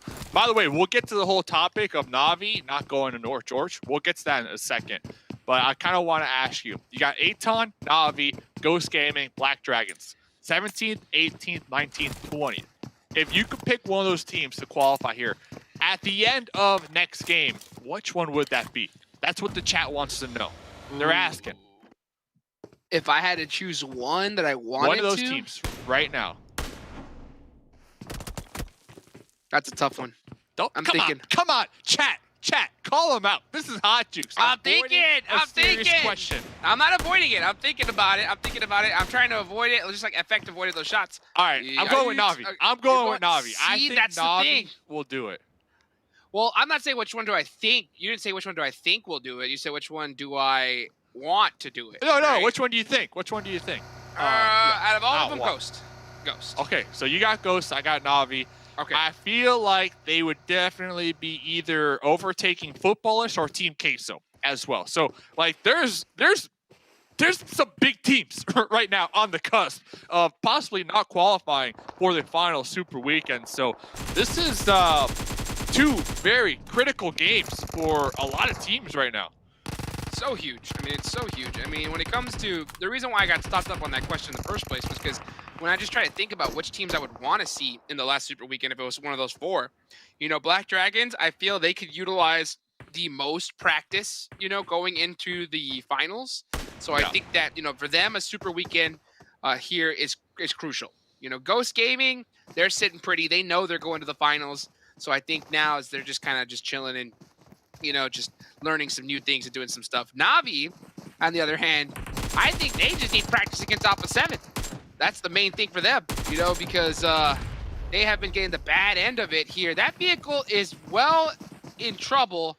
He is hiding inside of it, and I don't think Mad Bull's... Okay, finally. They finally spot him out. So Eastern Stars here on this side of the map. one of them getting taken out. Kabbalah on the other end. Kabbalah, if he can be able to, dude. Yeah, if he can get that laydown, sneaky snake, make some plays. That'll be good for the Eastern Stars. So, Jukes, with that mindset, then you brought up a huge, like, big brain point. You're looking at the overall league play Super Weekend standings, right? You said that you would like to have Black Dragons practice a little more.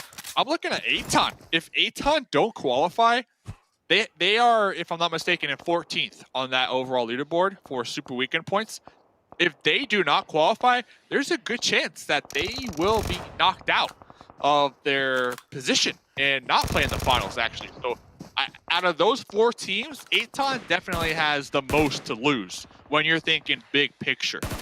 And we've seen Aton have some serious pop-off games, right? We've seen them be able to get some good, solid performances here and there, but I think they just lack that consistency that, you know, a lot of these top teams are able to give. And right now, like you mentioned, they are in a really bad spot. Like, they have to make it into this next Super Weekend. But, I mean, it's looking unlikely. I mean, they're already down 1. Nice little run over there. Coming real close for Fenerbahce, and now putting some pressure onto the Eastern Stars. I believe it's just Octavian up left. With the SKS too, right? Or at least that's what they were shooting a little, look at little bit ago. 1v4. No chance. And a dream. This building's too difficult to hold. I mean, the bounce nade. The bounce Base off. open. You did. Goodbye. The backboard bounce off right there. That was nice. But Octavian ended up getting 2 though. That's a surprise too. Fenerbahce a little too aggressive there, in my opinion, taking the same angles, losing 2. That was very interesting. So yeah, back to the topic. Aton. I'm going with Aton, man, because I'm looking at Navi. You're switching. They're okay. Navi are okay. Ghost, they're okay. Aton, not okay. When I'm talking overall leaderboards, Super Weekend points, and talking about okay. Rise, last game alone, were able to catapult themselves on the overall leaderboard. Woo. So many kills, by the way. They're currently in 11th position with 47 total points. You know what? It's honestly, it's pretty crazy to see when you look at these overall leaderboards, just where Footballist is, you know? Footballists aren't in the best spot themselves. Like, if they're not careful, they could even get kicked out of the Super Weekend. Footballist. So let's get back to the main topic here, and that is teams trying to make it to Super Weekend number 3. One team, we brought up a point a couple moments ago, and feel free to pause that topic if this fight erupts. But Navi, they didn't go to their George Poole spot. They went dead center with the zone, and they dropped near those chopsticks, Gatka area. Very interesting. They know for a fact they can't be too predictable. They know for a fact A7 are probably looking to hunt them down, looking to stomp them down, and looking to make sure they don't qualify for Super Weekend number 3. So Navi changing up the drop spot. Now, my question, is it too late though? Should they have changed up their drop spot yesterday? Maybe even last week? Or is now the right time to do just that? I think they should have changed it last week. I mean, they've been trying to get the better of Alpha 7 and have lost every single time. I think they finally just realized, it's time to give it up. You know, either their coach or their IGL or somebody just said, you know what, I've had enough of this. We need to start changing things. And, now is the time. And I think that it's a good start for them. I really honestly hope Navi gets a good performance here, so that way they can realize that, it can work, Boom! Oh, beautiful nade from Mythic right there. Good. All the way from downtown up on top of the hill. And he's going to go and give that second one, to actually make it the third. Trying to get the finish. Doesn't matter, though. No player of next Ruya is even close. So he will get that finish in the matter of time. Unless next Ruya pulls out something crazy, but I like your Navi call. I like your Navi They're call. on the hunt. I do appreciate that. So let's see if they could utilize these zones to their advantage, as they are pretty dead center here. They're going to have to defend, though. Right now, they got a little 2-2 split. If I'm looking at the big map. And they got Ghosts, they got Footballists near them as well. So, and Rise up here towards the north. So maybe if Rise do decide to pop a U-turn and head towards one of those chopsticks. We know chopsticks can be pretty heated, especially in zones like this. So we'll keep tabs on Na'Vi and their defense. As over here, Rollkiss looking to make a pull-up with the Scar on a Footballist. Oh, full sending it on in. Footballists, they are in 16th place going into this one here. So they are in a very, very weird spot. They got to watch out for Black Dragons, Ghost, Na'Vi, if they want to make it into this next Super Weekend. Honestly, it'd be crazy to not see Footballists there. It'd be crazy because then we won't be able to cheer Footballists every time they get a win. And we know how the chat loves that. Footballists love that too. Bashik does though. Oh, popping out the buggy, looking for that drop shot. Looks like Mafioso with the DP though. Was able to connect and take him out. Bashik does, another team. Oh man, they impressed me so much last Super Weekend that they made a fan out of me. But Rollkiss over here still putting in some work. Beautiful shots right there, being able to knock out one of the best loots there from Footballists. Footballists full sending it on over up the mountain of Everest, and finally gonna get some revenge shots. Okay, finally in a good position to defend himself. GK Burst is sending it up here. So it looks like that's kind of a little question mark for me is, okay, yeah. So it looks like he's gonna be the front man. He really wants this position. So Unicorns of Love want Everest, but Footballists, they have made a full claim to it as a three-man squad so far. And the rest of the team, yeah, looks like they're all going to be positioned all up there. I'm looking at Unicorns of Love, what they're looking to do, all in a pretty far away position. I don't think they want to make the drive up because they know that Footballists is looking right down this mountain waiting for them. So Footballists 100% have a lot more to lose in this this potential for the fight because they are in 16th on this these points. Meanwhile, Unicorns of Love first place when it comes to points this week. So Unicorns of Love can pretty much do whatever they want to do. So to me, with them being up on top of you at your doormat like that, Footballists need to be on their P's and their Q's and make sure to defend that position up there, or maybe even catch Unicorns of Love in the back because the next zone did pop here. And Footballists they need to tread lightly here, Hot Jukes. Yeah, they got to be careful here because they're in a really bad spot, and there's only this game and one more, and that's it. And they're not in top 16. They are not making it into the final Super Weekend here. Footballists, they go see that beautiful diamond Tesla, looking pretty. We'll sending it all around. And these guys, it's so crazy to see every single team utilize the same strategy. All of them are going to be hugging the circle, even possibly going up to the bridge. And you're going to see a little bit of a collision here. Footballists getting very, very close to Furious Gaming. You got Supermassive Blaze and Unicorns of Love right behind them. And then on the other side, look at all the teams doing the same thing with the hug circle. Like Fenerbahce, all these teams. I mean, it's going to be just chaos here in the next few seconds. Oh, hold up. Rebo on the Soulcade. Is that a bolt? Nice shots from the vehicle? No way. I'm looking at the kill feed. I want the replay. Replay. I want the replay right now. Wow. Right now. Okay. Well, we'll get that worked on for you, Hot Jukes, as Footballists are looking like they're losing a couple on their rotate as they are attempting to send it into a more centralized position. We were just talking about Footballists, currently 16th overall this week. Yes, they are technically there, but they are right there. They got, 35 points? Right behind them is the Black Dragons with 34 points. Woo. So there is not a lot of room for error here in the next two maps for them. Same thing even goes with Team Kessel. That's even bigger, right? I mean, they only have 36 points. It's only 1 point above Footballists.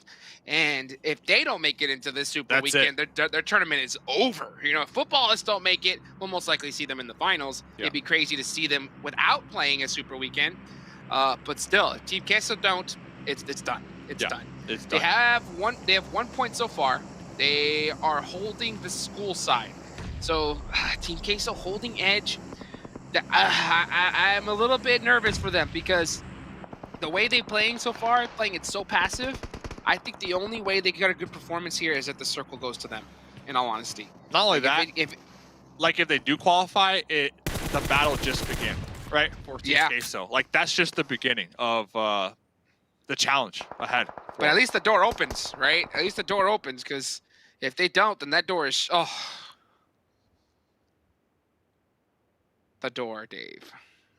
The door. I think it's still kind of open. They have options to work with right now. If I'm them, I'm thinking. Why is Lonnie? I'm thinking if I want to play this really safe, I know this sounds a little weird, maybe even unorthodox, but maybe just trying to at least send one of your squad mates in the water to kind of swim up there towards the north and just go for those placement points. Meanwhile, while keeping the other 3 squad mates grouped up, teamed up, and working together as a unit. That is just my call because of their position on the overall leaderboard and the level of that's riding on this game. Well, let's see what they're going to be able to do. Here they go, full setting it on Atlani. Full went all the way up to get those angles. Ayala getting a very crucial kill onto the Mad Bulls. That's a big one there. They do end up surviving and adding another point to their total score. And we're going to see how the rest of the squads look to fare. They still are not in this zone, so they're going to have to send it on into the wide open. Team Kessel just looking to survive here, looking to extend their tournament life. While there's a party up over here in Watertown. It's a party. And I know people are like in the chat like, oh, that's crazy, Dave. I don't know. I think having one player kind of off on their own, just trying to go for those placement points, kind of being that insurance policy, that might be something that they might want to at least consider, which we've seen in the past before utilized by other teams. So we'll see, because Sun, recent, Besiktas, this was a team that we were just chatting about a couple moments ago. They're going to be right on the other end of this hill from Team Queso. Team Queso need to defend this one. They cannot get taken out here. Not a good angle from Lonnie. He has to realize that. As soon as I saw that drive up, I was like, he's going to die if he gets out that vehicle. And it looks like that did hit his mindset. So he's going to drive away and leave his teammates in this dip. This is a very good spot. That's a beautiful knock there onto Recent. That's going to help out Team Kessel big time. They honestly need to get that revive, and get out of that place. They need to just drive off into another spot. Spec, popping out, jump shot, UMP! Scope got him just a little bit right there, but was able to come out on top, probably looking to get the vehicle explosion, dip behind that bad boy, get the heal up. Ghost Gaming still looking good with all their vehicles here on the edge, so they can use these vehicles, create their own cover. Now, we were talking about Unicorns of Love. They are in first place when we're talking about this week of league play. They can do whatever they want to do, but over here, Team Queso. Oh, no, Recent cooking a grenade, tossing a grenade, looking to score the grenade. Oh, taking out so much health right there. Here's the follow-up. Here's a follow-up. The bounce in the bull, and you're done.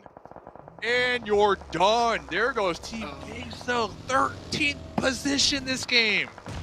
I saw it coming from a mile away. The second I saw that zone shift. Really unfortunate finish for them with only 3 points. Unfortunate for them, but we have to move on. I mean, hey, when you perform like that, we just can't talk about you very much. Black Dragons go down. Team Queso putting their hands up in the air. That's huge. You know, now they got to hope Footballist does the same.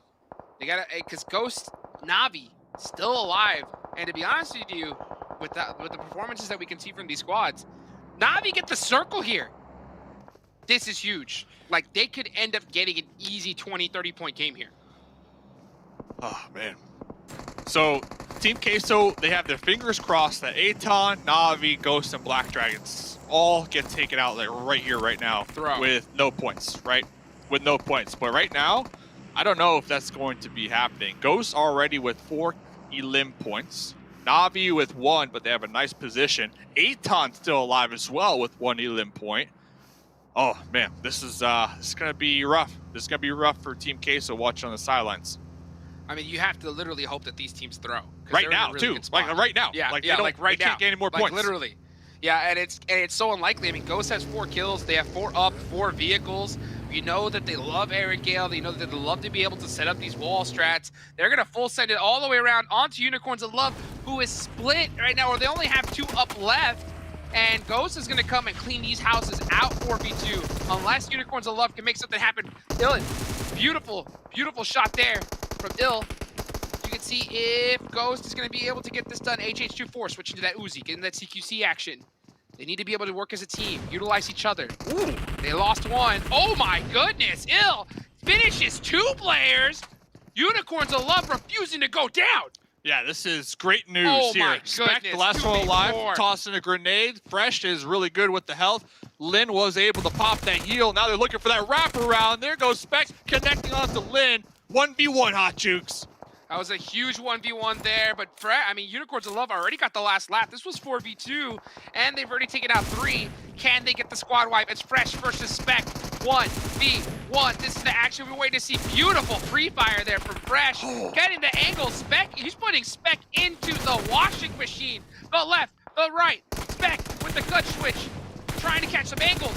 Look at these guys go at it, and Spec gets the last lap! Okay. Wow, what a long, drawn-out battle. Woo! Shout out to Fresh right there, but Spec like coming in clutch. Yeah, Spec needed to clutch that one out. And you know who's on the sidelines looking at that team? Queso. They were hoping Spec was taken out right there. Still, one more up for Ghost. 6 limb points. I'm looking at teams like Na'Vi as well. Aton's still alive. So Team Queso, they are sweating bullets right now from the sideline, Hot Jukes. Dude, they're Sweating. not just sweating bullets. They are punching the air right now because this is just worst case scenario. 3 of the teams on the bottom that you do not want to perform are all at the top here. Ghost, Spec clutching it up at the end. That's only going to mean more and more placement points, and the gap is too close for comfort. They could easily pass them up here. They only have a 9-point difference between them and Team Queso, and they've already got 6 kills. They're already going to close that gap. Here goes Super Massive Blaze. Tron. Oh, it looks like Scream actually popped out the buggy a little too early, so he's going to go down to fall damage. Trigger from Furious Gaming. Last one up. Well, actually, there's one more up. Yeah, one more up on another angle here. That's going to be Zin. That's right. The different Trigger. 2 brothers. I'm really looking at Aton. I know there's a ton of action in the north right here, but Aton, they need a solid performance here this game. I feel like that's the team with the most riding on this. If they don't qualify for this Super Weekend, that might be their ticket on out. So over here, Rise, huge performance last game. They were able to get up there in that top 16. Nunez really low in the health, going to be popping back below, looking for that heal. Mythic, though, spotting those toes. You gotta watch those toes. EQ taken out. Watch the feet. Na'Vi, only 1 up left for them as MQ gets finished. And we'll see how he's going to be able to fare here towards the end. Rise, I mean, man, after that last game, they bounced themselves all the way up to 11th place, and they're going to get only higher. Mythic, he's got, he switched away from the MG3, which blows my mind. But it looks like that was the right play because Supermassive Blade goes down right then and there in 6th place. 5 teams remaining.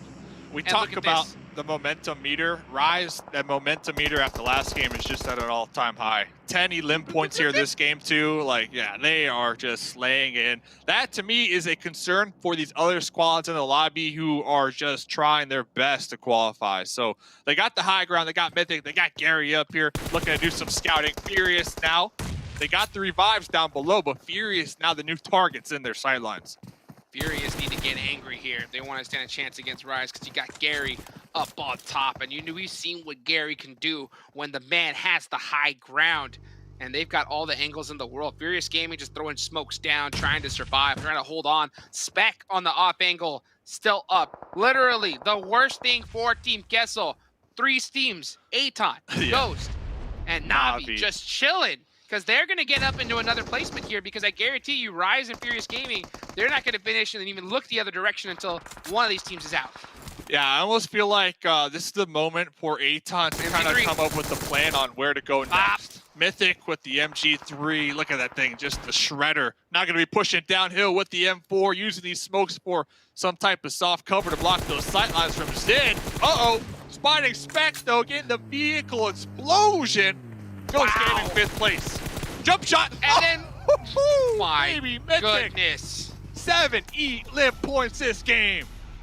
Mythic just doing it big here towards the end, making a name for himself. Aton doing what Aton should do. Just sit down and wait, because guess what? You got the zone. Now it's time to stand up. Your waiting is done. They need to start playing hyper aggressive and not allow Rise even close into this next circle. And look at Matic from Na'Vi, desperate, laying down, just happy, so happy that Alpha 7's not here. Yeah, so happy indeed, and happy to still be alive. Top 3, 3rd place gets you 10 points guaranteed. This is exactly what these teams needed. Na'Vi, they came into this match 19th overall. Aton came into this match 20th overall for this league play week. Hot Jukes. Look at Matic. Look at Matic, dude. He's got that tall grass, dude. He has got that tall grass. He moved. He did make a move. That may gonna give a pixel spot to Rise. They're not even looking. Instead, he's not even looking this direction. He's just creeping closer and closer, staying so quiet. And Nunez, with his position, they have no clue that Matic's there. I think that Rise feels that they're going up against a full 4-man team of Aton. And they have no clue. Matic can really cause a problem here. When is he gonna take those shots though? That's the question. Rise have no clue. They have no clue Matic's even there at all. They're not even gonna look backwards, I guarantee you. No way they check their backs here. No way. No way. Crawling All eyes up. on Aton. Nunez looking around. Nunez looking around. Nunez is like, Spidey something senses. might be off over here, but Matic is right on top of him. You see the Spider-Man collab coming in with PUBG Mobile very soon, and I tell you what, these players need to activate their Spidey senses, because here comes Matic. Closer and closer. Gary! Right behind them. You have to feel it. Shots. Gary, turn around, Gary. Gary, use your instinct. Gary! Survive, Gary. Matic's so close. Oh my goodness, he can smell them. He can smell them. They're not gonna move. Oh, what? How? Matic! How, Gary? Gary, look to your left. Look to your left, Gary. Gary! Gary! Gary! Come on! Gary! Come on, Gary! Look at the shimmies. Shimmy to the left. Just, oh my gosh, Matic. Could you be any closer? The man could throw a pan at him right now. Literally. I wonder if he decides to even switch to a name. Honestly, dude, this guy's adrenaline has to be pumping out of his mind. Oh, Gary! Gary! Gary, look! Gary, look! And Matic goes down, finally! Wow. Now, Aton, use that as an opportunity to pull center on it. Aston with a beautiful laydown. Oh, Mythic's got the MG3, though! What can you do up against it? You can't do nothing! It's all Rise Esports, baby! Aton, they did play that one really nicely, though. Once when Gary was spotted and that distraction, Gary was knocked down, they immediately recognized, okay, now's the time to push, and Aton, they all pushed. Unfortunate for them, their opponents had the MG3, and within that range, that thing just shreds, and we saw it take down 2 of the Aton squad mates just right there in the blink of an eye. But great game, still great game for Na'Vi. Huge, great game for Aton 7 as well. Huge games. This is exactly what these two teams needed. This last final match, Hot Jukes, we're gonna see all types of changing up on the overall leaderboard for that 14th, that 15th, and even that 16th position. I believe. Wow. It's gonna be so close, like so unbelievably close, because literally right there, Na'Vi, 3rd place, that's 10 placement points by itself. Aton in 2nd, that's 12 placement points by themselves, not even including the kills that they got. So, I mean, Rise have risen, baby. I mean, they are set and good to go for the finals, you know, just straight dunking on them towards the end. But Na'Vi, Aton making some noise, and Team Yeso, they are poised, dude, to not make it into this last one once again. I mean, if you would have told me that Team Gesso was not going to make it even into one super weekend before that, I would have bet the house that that's a lie. Ah, man. Well, one more game to go. A lot is going to be riding on the line for a lot of these teams that we keep stressing. We keep stressing about them. We're keeping the main storylines running here. I know we've been seeing a lot of action throughout the entirety of these past couple games, but there's just a couple teams that they have so much more riding on the line. We've talked about XZ, they qualified, they're not playing the last game. They will be playing in their first super weekend. Now a lot of eyes are going to be on Team Queso to see if they qualify or not, Hot Jukes. I mean, this is going to be so close. It's literally going to come down not just to the last game, it's going to come down to the last second, literally. Because these leaderboards, I mean, I can only do so much math in my head. Oh! Stop them in his tracks. And that's what, honestly, that's what Team Queso needs to do against the squads right below them. Exactly that. But I tell you what, they're coming at them in that exact same fashion, Dave. They're coming hunting. That right there was a scene from a movie. I'm telling you. It looked like it was in slow motion for me, man. My life flashed before my eyes. I can only imagine if I was in the game playing. But Mythic, jump shot, hip fire. And for Mythic is on a tear. Oh, that's the EMT3 right there. That's what we talked about. That 1-2 double knockdown right there. So, GG. The question now on my mind, Hot Jukes, and I'm sure the analysts will kind of touch on this. There's so many teams at the top who are 100% comfortable. They are big chillin'. I talk about big chillin'. I don't use that lightly. They are big chillin'. Will they decide to ruin the plans, the last game for a couple of these teams who are going to be giving it their all? Well, that's what we're going to find out here in a couple of moments. But first, let's head on over to the analysts. Gary, I love that. I love that. That cracks me up, Jukes. Thank you for that. I mean, Matic, how did he not get spotted for so long? I really thought that was kind of the nail in the coffin for them at the end there, but on Esports, 7 unfortunately just wasn't able to capitalize off of that advantage that they were given. They really weren't. I feel like they got a little bit too excited there as soon as they saw a knock from the other team, from Rise, and they just full send it, but they full send it in a way that they weren't really prepared for. Overall, though, Navi did exactly what Navi needed to do. They got those placement points. They were able to also get some elims along the way. Rise, you heard the casters talk about it. You heard Hot Jukes and Mustache Dave talk about it. They rised up when they needed to. And Glitter, I know we were both, especially you were screaming at that end because Mythic is a god. He was just better, okay? Do you see this?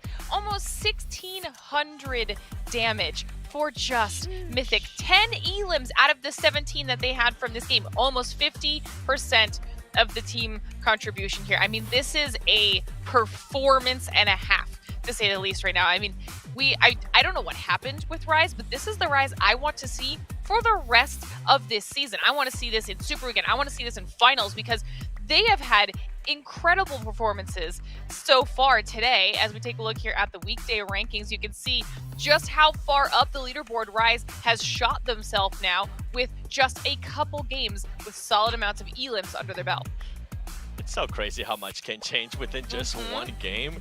And what I'm excited for is because a lot of those teams that needed to step up, stepped it up in a big way. So that only means that all those places, 16, 17, 18, 19, 20, all of those are going to be even closer. And just to put that into perspective, 12th place through 20th place, Glitter, it's only separated by 18 points. And we just saw what Rice was able to do. Team Queso, it's barely hanging on. They need to have an amazing match in this last one.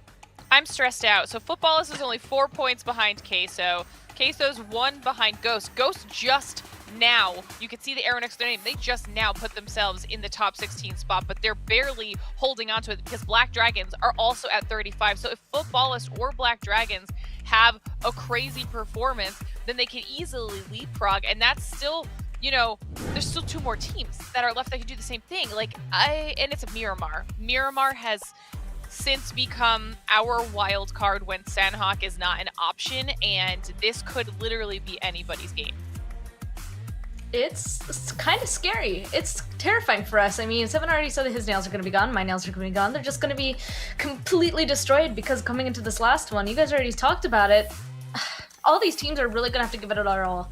And some of these teams that we're kind of expecting to have made it into the Super Weekend are just not. And based off of that is obviously going to go ahead and actually influence that Super Weekend into the finals. But yeah, look at that. Just one more on Miramar. Last time, Glitter, you called it a wild card game. It was one of the most insane Miramar matches, I feel like, this entire time. So now my expectations have kind of gone up even more going into this last Miramar because everything literally hangs on this. And this being the wild card match that you brought up again, it just makes me more and more scared, I guess you can say, and of course excited to see what's going to happen. Oh, 1,000,000%, especially when we consider, I mean, you just mentioned it, Seven, Na'Vi starting to get those placement points that they really needed. We saw how long they were able to snake behind Rise and hope that they could maybe get a second place finish, unable to do so. But Na'Vi, Atan being those other two teams that are now in that bottom of 4 spot underneath Footballists and Black Dragons. And both of those teams are teams that are capable of having a strong performance. All 4 of those teams right now that are in that dangerous spot can literally take home this win. I mean, especially on Miramar, maybe it goes the way of Black Dragons. I don't even know how we're supposed to pick who we want to win here, Span, because I have no clue how this is going to play out. I was actually already dreading them asking who we were going to predict for this next one, because you're right. I mean, I have absolutely no clue. Might just close my eyes and point at my screen and choose that one, because honestly, I feel like that's how it's going to go, no? So we'll just have to wait and see. We're obviously going to go ahead and still pick one and have our reasonings for it as well. I have a feeling I might know what Seven's going to choose, but we'll have to wait and see. Because first, we have to tell you guys, I might do it myself, go on ahead and click on the rewards down below, right beside the YouTube channel link, because you can link your YouTube account to your PUBG Mobile account and go on ahead and get yourself some more PUBG PMGC tokens. So like, why wouldn't you go on ahead and do that? So just go on ahead and link it really quickly. And that leads again to another questions for you guys to answer inside of this chat. We're done with, of course, our first 5 matches, but it leads to this. Which team will perform the best on Miramar? We had 3 whole Miramars today. So who do you guys think will do the best? We'll be right back after this short break to see our very last match of this weekday games. So we'll be back soon. For this flame path, going from Primals all the way up to just between. Hang on a minute. I don't think carpooling is a thing in PMGC.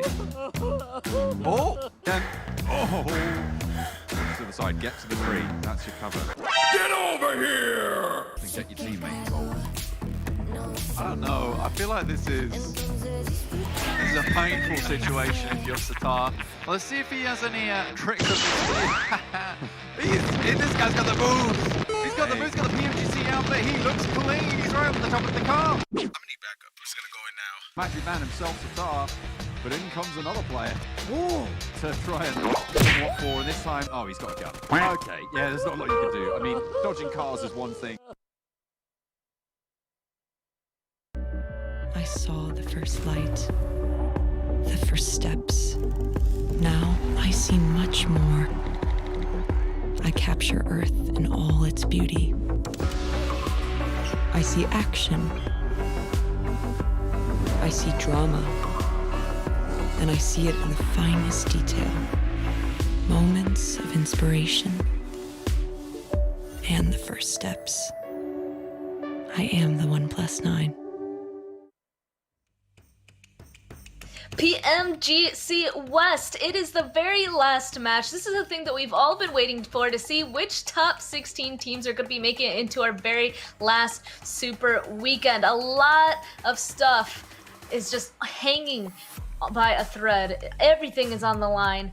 Going to be playing on this last Miramar match 7. I'm just going to toss it over to you immediately because it's the same groups as last match, but still the tensions are high. We already talked about what teams, but anything else? Definitely. I mean, everything is just so close. I mentioned it, from 12th place to 20th place. The only difference is 18 points, and I'm pretty sure some of these teams can definitely get those amount of points in this next match. I want to see how some of these teams are going to be playing. I said it in the previous one, how they were going to be playing passive. We got some passive game style out of some of these teams. But then you had Rise that absolutely went on just crazy. I mean, absolutely crazy. I don't know how else to explain it besides just for them to be able to get 17 millions and the chicken dinner. Like, that's taking your fate by your hands. They wanted to make sure they didn't even have to worry about this last match. Oh man, you know what? Another thing that they probably don't have to worry about, along with going on ahead and playing a little bit better, a little bit more thoughtful, is of course owning themselves a 1+9 or 9 Pro. Because with the flagship performance and immersive 120Hz display and hypertext technology made specifically for gamers, 1+9 and 9 Pro are anybody's best chance to go on ahead and climb the leaderboard. So Hopefully they got their game plan ready. Hopefully they got their phones ready. Hopefully their thumbs are warmed up. I don't even know what else to say at this point because this is the very last match that obviously matters, and I'm just going to jump right on into it. Seven, who's going to win this last match? Who do you think? I mean, it could be anybody. You could choose anybody, but along with that, like, who needs this? Okay, Glitter, I need some backup. You tell me yours first, okay? I'm still thinking of it here. I'm asking YouTube chat. Okay, okay. We'll see what YouTube chat tells you. I went with one of our bottom four, okay? One of the teams that needs to make a massive push in this last game to get themselves in a top 16 spot, and it's Miramar, so I went with Black Dragons. I know that they can do this. They've done well on Miramar before, and this is their last opportunity to get themselves in there, so that's who I'm going with. Okay. Okay, Seven, are you ready? Are you still channeling YouTube chat? Give me 10 more seconds. Okay. You go. Yeah, I got this. I'm pretty confident. Hopefully, I'm channeling my inner Hot Jukes. Actually, I went on ahead and chose Ghost because last Miramar, I mean, it was Rise definitely just completely kind of just rolled over them in the fight that they were in, and we already kind of talked about how Ghost needs to be making it into the Super Weekend. They're just on the fine line of 15th place right now for this weekday game, so I'm just going to go ahead and choose Ghost and see if they're going ahead and pull it out in the end like they seem to be able to do usually. So I'm going with Ghost. I was going to say, careful there, channeling your Hot Jukes. They picked Ghost in the last one and they literally died like 10 seconds after. It happens, okay? It happens to the best of us. By the way, I kill C-Nox and Coops in boot camp. You told me the wrong team, so you're definitely going to get timed out on YouTube. There, I did get somebody else to tell me a better team. Josh Wright on YouTube chat, collecting all those rewards, told me to go with Unicorns of Love. So I'm going to choose Unicorns of Love for this next one, and I think it will be actually an interesting pick, because if this team does come out hot, if this team does get a lot of points, it's going to hinder some of those teams that are fighting for the bottom, fighting to make it to the top 16, so it's going to be interesting. But Josh, remember, if you get it wrong, you will get timed out. That's kind of scary. That kind of makes me, oh my goodness, I wouldn't even want to type the YouTube chat. Don't time me out. I don't have fancy powers like you do, Seven.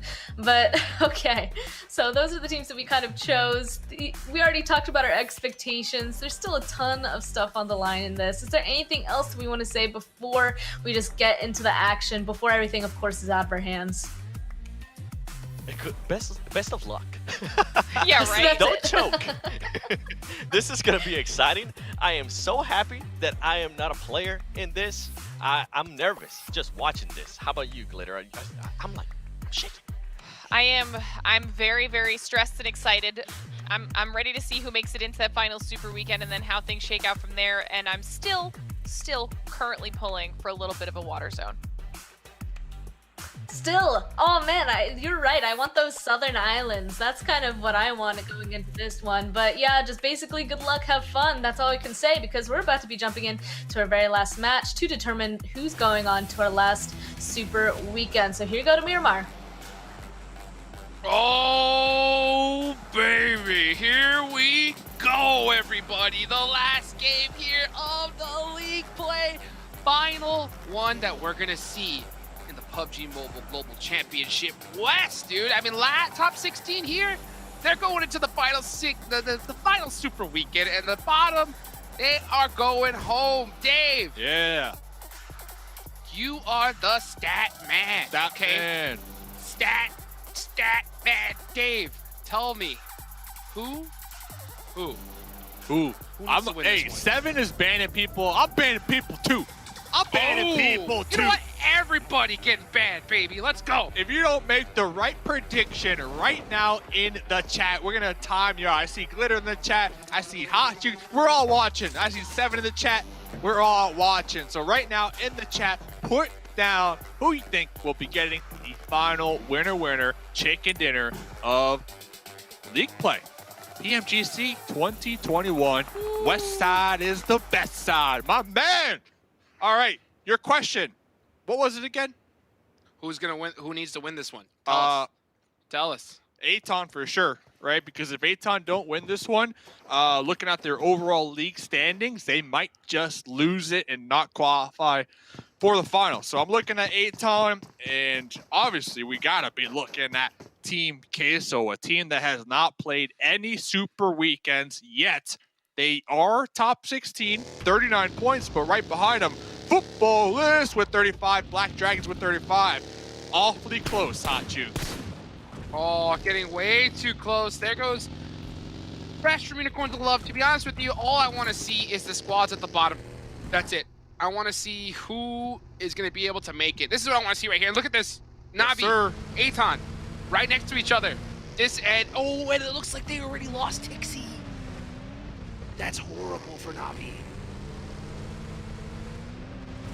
Yeah, both teams 19th and 20th. Oh no, Kitsune. That's oh, a free point. not like That's a free this. point. No gun. Cardi, come on there. Cardi. Bop, bop, bop, bop. That's a Parade. free point. Wow. Ooh. So Navi, okay, Oof. Hot Jukes, I know we want them to play in the Super Weekend, obviously. We're huge Navi fans. But big picture, oh, who's that? The Dukin Machine. Bigger picture, Navi, they're in 9th on the overall league standings. They might just be okay if they don't qualify. When I'm talking finals, all right? They might just be okay. But those are still games that they're going to be missing that I feel like they're going to be falling behind when it comes to the meta in the lobby and just staying warmed up, ready to go to participate in those finals. So, Navi, Black Dragons. Are they down to 2? Down to 2? They're down to 2 already. And they're in trouble as well. Literally, they're at 18th right now with 35 points. Navi is in dead last place. And it's looking like, Dave, that's where they're going to stay. I can't believe I'm saying it. But only one up left for Navi at the start of this one. What happened? What happened is Los Leones in general, or at least south of Los Leones, is just a clown fiesta. There's a ton of teams. Eastern Stars down there on the coast. You got Matic trying to survive now, I think, if Matic's the last one alive. Fenerbahce, Unicorns of Love, just a ton of chaos. And then over here, SMB versus Ghost. So, yeah, I'm really looking at, we got to be looking at Team Queso, right? Because they have yet to play in a Super Weekend that we recently saw before last game. Exit were able to punch their ticket to play in their first Super Weekend. Now a lot of eyes are going to be on Team Queso if they could do the same thing. Well, let's see right now. Dave, you know what? I'm looking at the YouTube chat right now. And I'm seeing some predictions going on right now. So before I start telling you the predictions I see in the chat, what's your prediction, Dave? Who's winning this match? Honestly, if I had to put it all on the line, who's winning this chat? Yep. Or who's winning this game? I kind of gave it away. I was going to say chat. I was going to say the viewers. The viewers are the viewers. No. Shout out to the viewers. Shout out to I see Powerbang in the chat. Powerbang's winning this game. Let's be real. When Powerbang's in the chat, he's winning the game. Dude, Papa PB, yeah, man. Make sure you give that man. And as a matter of fact, I watched, PB himself said Fenerbahce is winning this one. What? That's his prediction. PB That's going for Fenerbahce. Okay, okay. He said it himself. He said they've been hovering around top 3 all month long. They need to get a dub. So Fenerbahce, you can't let Papa PB down. You gotta pop off. The real question, Hot Jukes, though, if Fenerbahce does not win, does 7 timeout Powerbang? That's what 7's saying. Hey, that's the question. That's the question. That is correct. That is the question. That's a big question, yeah. Okay. Well, I wouldn't want to have that responsibility. Let's just say. I'm going to say 7 doesn't have the grapes to pull that one off, But, well, we'll see. We'll see. It is the PMGC. It is the PMGC. Anything can happen. And, Navi is a solo. A solo in a dream. Anything can happen. No, I'm kidding. They're done. Team Queso. Team Queso. Yeah. That's the dream I want to see. To be honest, if I'm making a pick, I want to see Team Queso win this because I love an underdog story. Look who's I out want here. to see the top. A7. A7. Of course, A7 are going to be the ones to possibly punch the ticket out for Navi, right? Matic is down there on the coastline, but A7. I didn't mean to interrupt you there, but I'm just pointing out the facts here that A7 are trying to make sure that Navi do not play in the last Super Weekend. That's something else. That is a rivalry, if you have to ask me. So much of a rivalry. I mean, you touched on it before we got to the break. I was thinking the same thing. Top teams, they could do whatever they want here. They're looking at the leaderboards too. A7 could literally just be driving around hunting down Team Queso or any team that they want to. As a matter of fact, I wouldn't be surprised if they hunt down Na'Vi. I mean, literally, they've already been hunted down at the start, you know? Yeah. But I think that's exactly what they're doing because, I mean, they've been bullying them all tournament long, and they can do whatever they want. I'm really seeing people in the chat, you know, to say that, you know, they're expecting that hot drop. It didn't happen here. But, you know, Na'Vi could easily get camped by Alpha 7. But to be honest, I think it doesn't even matter at this point. I mean, with them losing 3 that off the bat, I just hate to see it. Well, to be honest, too, if we're all being honest, I'm still really stuck on the fact of the overall league standings because I'm looking at them. And Na'Vi not playing in the last Super Weekend, I'm not too concerned. They have, what, 228 total points. I don't see them getting bumped out by not playing those 3 days to not play in the finals. The thing is, though, I'm concerned. You're concerned. Why? Big time. Why? I mean, Alpha 7's playing in the final Super Weekend, you know? Yeah. So, like... But what does that mean? They can choose to do it, play it however they want to play it, you know? And if they don't want Na'Vi to be in the finals, you know, they could take out squads accordingly to make sure that Na'Vi doesn't make it. That's a possibility. That is. And with the way A7 have been playing so far for the West League, I honestly wouldn't be surprised if they got a whiteboard and that exact plan is on that whiteboard, right? Like, I'm just being honest here. A7, to me, they have not shown any love to Na'Vi. They've shown the opposite of that. And their team looking to really dominate and be known as the best team from the West heading into those finals and most likely heading into the, you know, the biggest tournament of the year coming up. Yes, sir, indeed. And I mean, we're talking the biggest tournament of the year and most likely of all time. I mean, literally, I mean, these prize pools are just nuts. Here coming up, just for this split alone, I mean, over $300,000 for first place, Dave. Back when I competed, the whole tournament was $400K, you know? The whole tournament, you know, and now first place, they're giving away over 300 grand alone, over $400,000 in just first and second place. And that's just for the West. East is getting the same thing. It's just so crazy to see how much we have risen here in this esports, and the players, the teams have risen as well. And speaking of squads that need to rise up, you know, Ghost are sitting on the line. They are in 15th place. Yeah, with only 40 points, 1 point above Team Queso. Right below them, Footballist, 35 points. And they've got a couple points. There we go. This is really big. The team that needs to do it, and they can't get them. They're in the blue, too. I know they're right there on the edge, but talk about playing the slow game out here. I don't know, Hot Jukes. For me, honestly, if I'm Team Queso, Black Dragon's gone. They're done.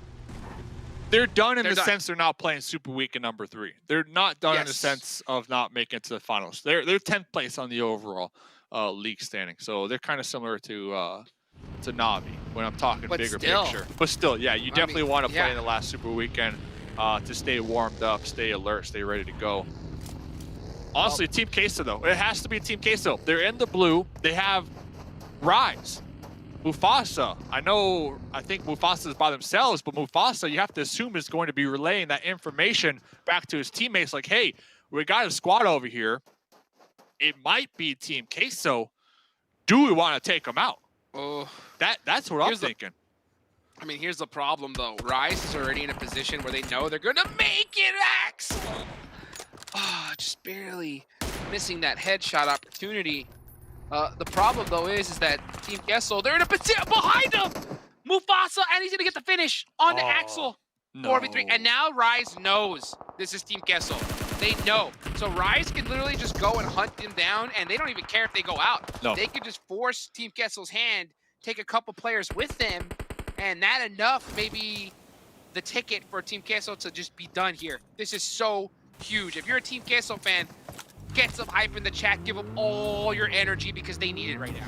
Not only that, you got Gary on the case. Whoa! Back to the Team Queso! Back to the Team Queso! I'm pulling the car, the red car out here. Ayala gets gets a knock on Gary. I'm just staring at the chat. I'm just staring at the kill feed. Not, you know, Ayala gets a knock on to Gary. That is so huge, ladies and gentlemen. Everything that's happening on the screen. Who cares? We're looking at the PKSO. And come on, please. Okay, see at the bottom. There it is. Okay. Oh, okay. so close. One down from Rise. So it looks like Team Queso are slowly making the comeback, but we have to remember they're in the blue zone, so it's going to be chunking them down just a little bit. I do see them making the push. Oh, that off angle though. The Scar prone off angle from downtown from Mufasa. Ayala needs to take out Mufasa. That's a fact before Mufasa gets to confirms across the way. And now, Team Queso down to just Ayala. Ayala!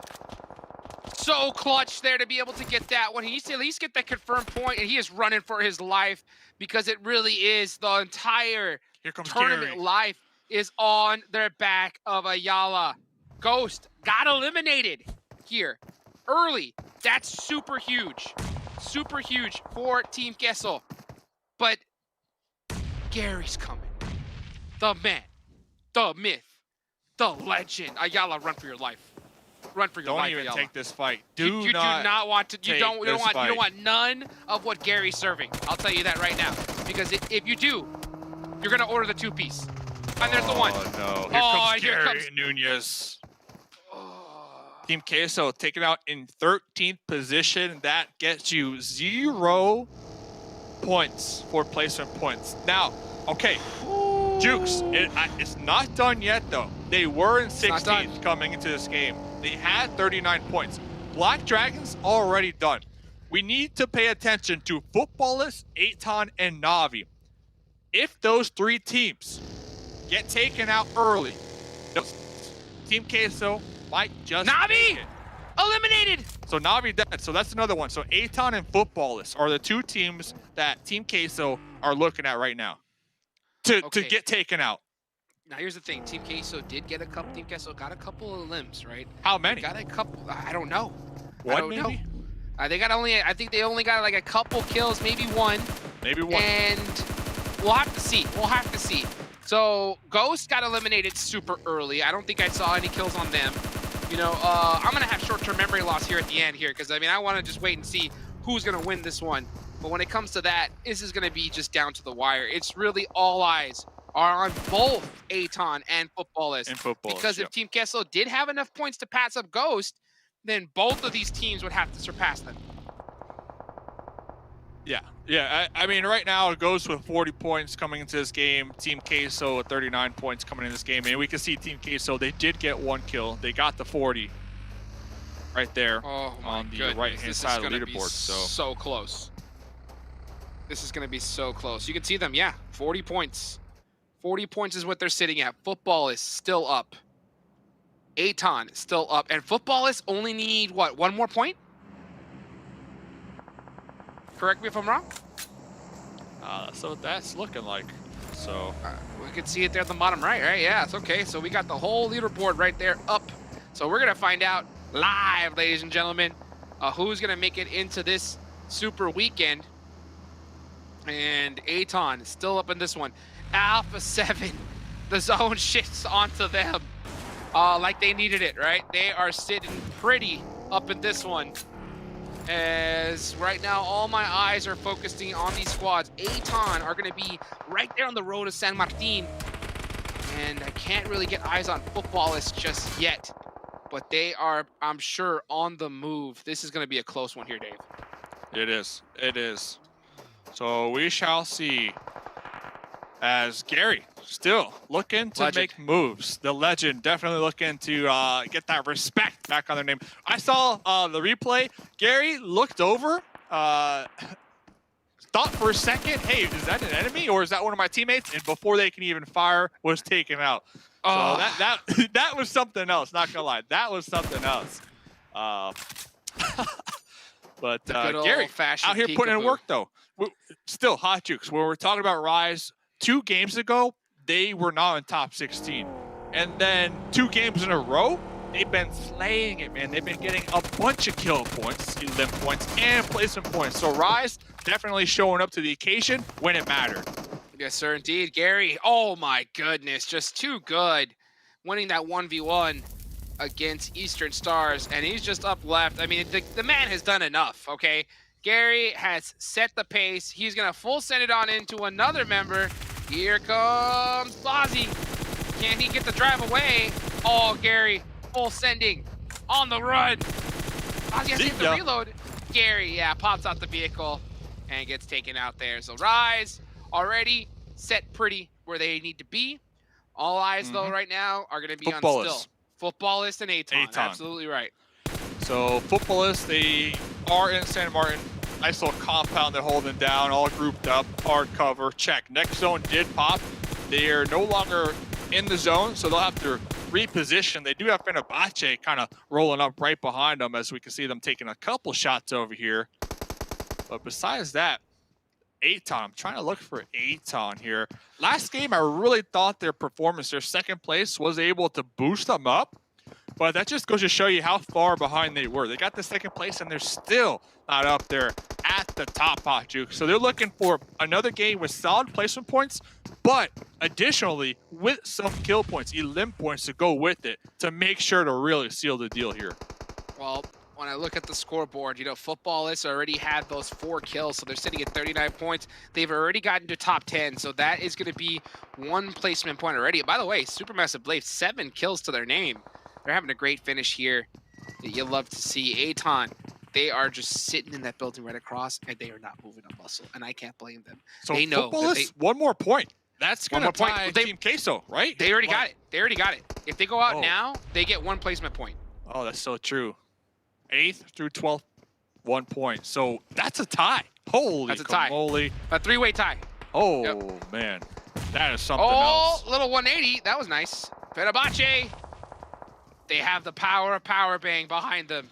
That is true. And they clutch out a chicken dinner. That's another storyline we got to copy there. But you can see Trig. Next zone. Is so in trouble, huh? Footballists, next zone. They're in a great it. spot to potentially gatekeep these teams and get some additional elim points. Or will they turtle up? That's the question in my mind right now for Footballists. But yeah, back to one of the main storylines. Fenerbahce looking for the winner chicken dinner, so 7 in the chat doesn't time out Power Bang. Can't have that happen. You can't have that happen. And you can just see the second we said that, they're full sending it. They want to get that kill. Footballist Rum getting another kill. That's it. They are going to pass them up after that one. And there we go. Now it's all up to the guessing game.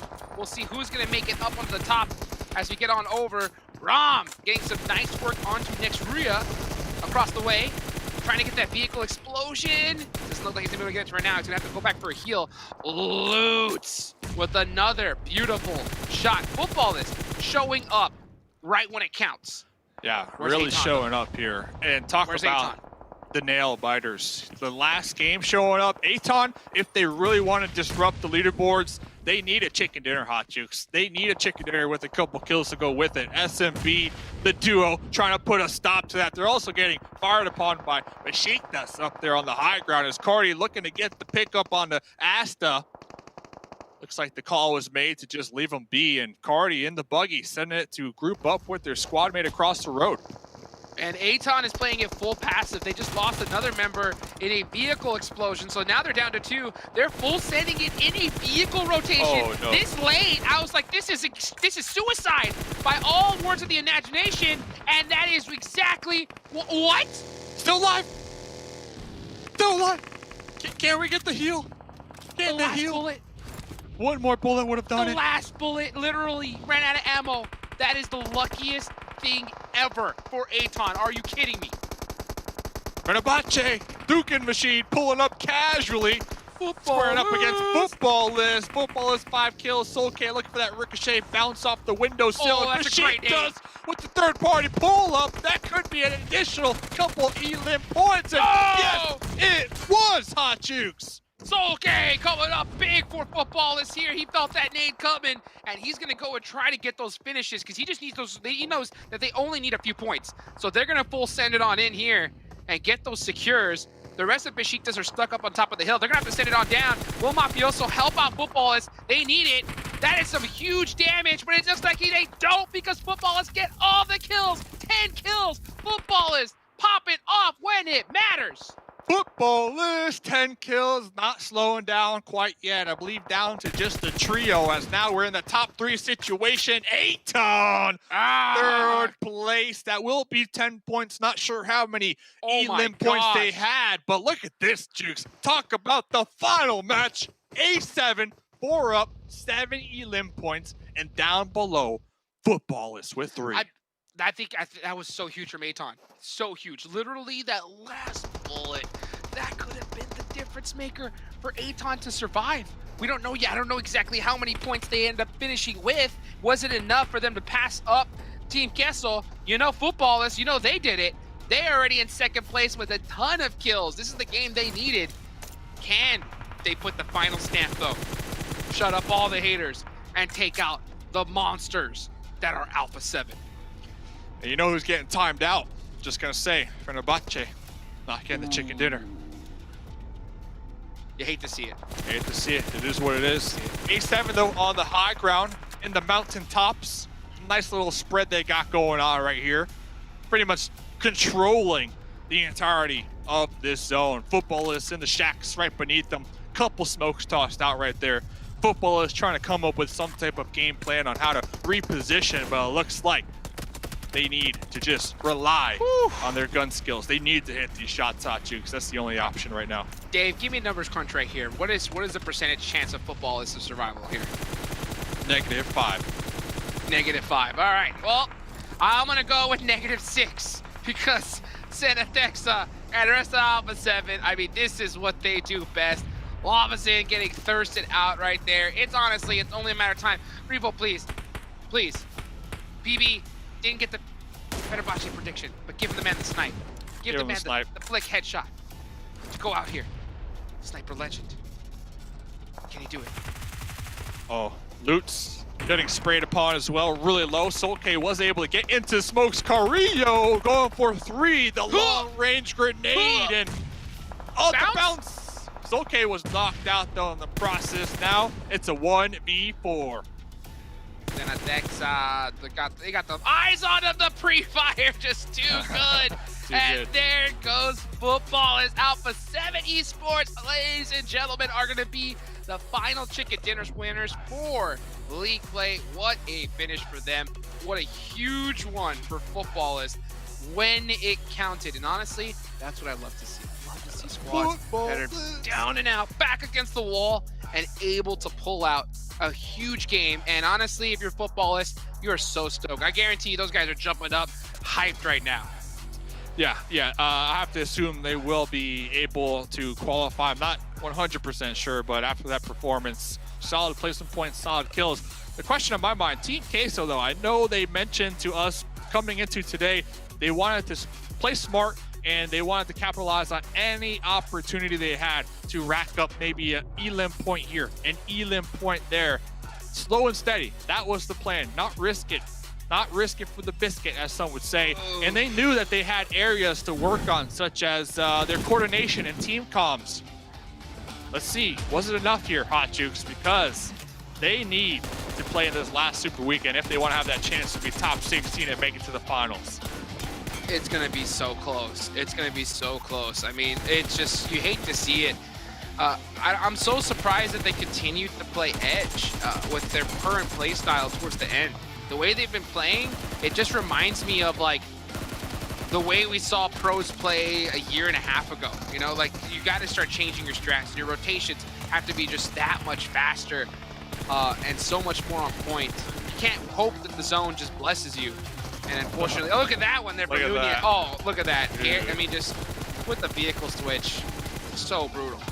So going back to Gary, I can't wait. I already know they're gonna put Gary in one of those clips, those funny moment clips, with all the sound effects. That had to have been like the play of the game or the day for me at least. Duke Machine with the spray down. Beautiful shots there. Okay. Vehicle explosion. We'll see that one in there as well. And look at Footballers just popping off when they needed to. And then towards the end, with the position that Alpha 7 had, I mean, there's really nothing that you can do. They're just too good there. I mean, Dave, Yeah, it's all come down to this. It's all come down to this, my man. I mean, be so crazy to see Team Kessel have missed 2 super weekends. You know, Will they miss 3? What? Will they miss 3? That's my question. Oh, I thought I was about to. I had to get that information. Keyword will. That's the question. Oh, relax, dude. Will they? Will they? That's the question that everybody wants to know. Well, we got the people waiting to answer said question. Tell us. We'll have the answer soon, but honestly, that screaming is exactly how all 3 of us felt when we started seeing all those hot drops from the very beginning of the game. And honestly, we continued to scream throughout it, right, 7? That was just speechless. That was insane. I mean, Alpha 7 just showed up and told everybody, hey, we're still Alpha 7, okay? Calm down. And then Footballers, Glitter, Footballers alongside with Adon Esports, they stepped up when they needed it the most.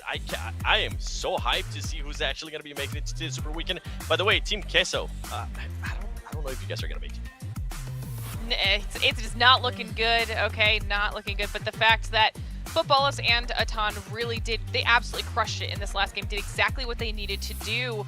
I think that people might be a little bit upset when we see these overall rankings towards the end of this. Of course, our MVP is Revo. A7 deciding that they couldn't let any of those teams that needed to make their way in go out on top for this last match. They wanted to remind everybody who the bosses are. They got 643 damage for Revo, 4 elims, 34% of the team contribution. I mean, it was just yet another clean A7 game, but what I'm really focusing on now is some of the incredible performances we saw out of our teams and players today. I want to see those repeated in our Super Weekend. Oh yeah. Oh man, if we thought that the games today were insane, I'm sure that our Super Weekend is going to be even more so, because there are going to be a couple of teams, I assume, that are going to really need to be scrapping it out to make it into the top 16 there as well, right? 7, I mean, it just increases from here, really. All of this last game probably will continue in there. Oh, for sure, for sure. Like, you said it perfectly, and we were talking about it too before the match, after the match ended. If we thought this was crazy, wait until all the craziness that's about to happen on this last Super Weekend. And now we have some teams that are usually, hopefully, like top dogs, and people are a little bit afraid of them, and they usually get to collect a lot of points that aren't going to be participating. So it's going to make it even more interesting. I know for sure, though, a team that's going to be making it to the first Super Weekend before we even see the leaderboard is going to be Exit. Exit stepped up big time this week of League Play, and I'm so happy that they were able to. Now they're just gonna have to hope that they have an S2G Super Weekend like of what S2G was able to do during Super Weekend 1, because that's the amount of points that they're gonna need, especially if they want to make it to the finals. It's just gonna be so exciting. I actually cannot wait to see which teams are going to be qualifying here. And also, by the way, YouTube chat, congratulations on collecting all those rewards. Powerbang, I am so sorry, man, okay? I'm so sorry, but you're forcing my hand here. I am going to have to time you out. Shout out to AMG, though. I do want a lights out jersey, so I'll be waiting for that in the mail, too. Oh my goodness. Oh my goodness. Well, okay, well, this is what we were kind of waiting for. Yeah, I'm just gonna toss it over to Glitter. She made the noise. She can go on ahead and grab this. I'm ready for this. Okay, first page. It's cool, but it's not what we're focusing on. A7 SMB does jump up into second place, though. That's something that's good to call out. They have massively picked up their performance here in this third week of League Play. Fenerbahce, Mad, Besiktas, all up here in this top 10, making some slight movements after that last game. Nice to see a little bit of a pickup in momentum out of Fenerbahce as well, heading into this third final Super Weekend. But 7, I just want to see the second Yo, I'm so page nervous. and see where the points shook out. I'm like hyperventilating a little bit right now. I can't wait to see them just turn that page and just look. I'm gonna look. Oh, here we go. Here we go. Oh my goodness. Oh my goodness, Glitter. Team Queso doesn't make it to any Super Weekend. Ghost Gaming actually gets pushed out as well. Black Dragons doesn't make it. And a big surprise, I think we can all say for all of us, even though they're more than likely going to be making it to the finals, Navi is not going to make it either to the Super Weekend. This is actually huge for the teams like Exit going into the first Super Weekend ever. Glitter? This is insane. I mean, even just the fact that with that one performance, Footballist and Atan jumped up so high in these leaderboards for just this portion of League Play. They could have done this previously. They didn't need to put all the pressure on themselves for this final game on the final day, but they did. It somehow worked. You guys can see that the teams that are grayed out are the ones that will not be participating in this final Super Weekend. But what's even crazier is the fact that some of the teams that made it through are also squads that are very, very low on those overall Super Weekend leaderboards. So XSET, it being their first Super Weekend, does still have a shot. Because, you know, I'm looking at Baluch Chaptown. They've only played in one Super Weekend. They just barely qualified through. With that final leaderboard shakeup, they ended up being that 16th place team to qualify through. But they only have 84 points in the overall Super Weekend leaderboards. If you think that XSET can't do that in 15 games, you're crazy. Now it's going to be on Baluch Chaptown to try and keep a lead going above XSET, as well as Mad Bulls. They're at 98. Okay, they're another one that needs to get some points on the board. This is going to be a crazy Super Weekend 7. It totally is. I mean, with Black Dragons not making it, I think we can kind of make that point as well. In regards to their points, they currently have 186 points total for both Super Weekends that they have played. And I mean, it's very unlikely, but it's not impossible, right? And I have to go back to what S2G was able to do, even though that was in a way an anomaly, right? It doesn't usually tend to happen often, but it is a possibility. If XSET is able to even get 187 points, more than likely they will be pushing out Black Dragons. Like, this is what we're talking about. There's so much stuff going on as well in this Super Weekend that we're going to be talking about Friday too, that I am just hyped about. I cannot wait to see what's going to happen, and I cannot wait to see S2G more than likely also showing up, as we saw them earlier today. We saw them get a chicken dinner with 11 elims. That's huge, and that's going to be affecting some of those teams fighting for the points. I cannot wait. This is why I love PUBG Mobile Esports. I think it's even more insane. I know we're going back to this last game as well, but I mean, Atan dropping on Na'Vi and Mad Bulls dropping on Black Dragon specifically, like obviously targeting, making sure that they're going to kick these guys out. Like, they're definitely going for what you guys were both talking about. They're definitely targeting them to try and climb over in the Super Weekend, or just climb over anybody, any sort of a chance that they can get to go ahead and grab those points. So just thinking about stuff like that, it really kind of puts into perspective that this last match is a pretty good indicator on what we're going to see in the Super Weekend. I'm excited to see XSET in this as well, because this will be their first Super Weekend ever. We can kind of assume that they might kind of shake up the lobby. We can kind of guess from there. Interested to see if, Litter, you seem to have an opinion on this. You said that getting that amount of points is possible for them in the 15 minutes. Kind of curious. This is the first time in the Super Weekend. Will they be able to succeed, or do you think that they're going to have a little bit of trouble at first? I think it's going to really boil down to whether or not they can repeat their performance here during league play, but into Super Weekend. Because, I mean, we've even seen the likes of Besiktas, who sat out that first Super Weekend. They came through, they got 166 points in one Super Weekend. We've seen other teams get 150 plus multiple times in one Super Weekend. If XSET's finally found a groove, they're a team that's capable skill-wise, individually, and as a unit to put up those types of points. They just need to continue the momentum they've gathered here. They can't fall back off to that week 1, week 2 type of performance level. Okay, well, a lot to go on ahead and look forward to. We cannot wait for the Super Weekend to go on ahead and start. We do have a little bit of a gap day to go on ahead and get ready for it, but I'm gonna go on ahead and remind you, if you guys liked this action and you guys want to participate, you actually can. Because PMGC is going on ahead and teaming up with Game TV to have a very exciting PMGC community tournament. It's open for everybody, so please go on ahead and register to play. Get a PMGC token and potentially some Google Play cards as well. And again, another reminder, right below, beside the title of this channel, right beside the title of this stream, press that rewards button, connect your YouTube account to your PUBG Mobile account to get more PMGC tokens as well. But other than that, 7, Glitter.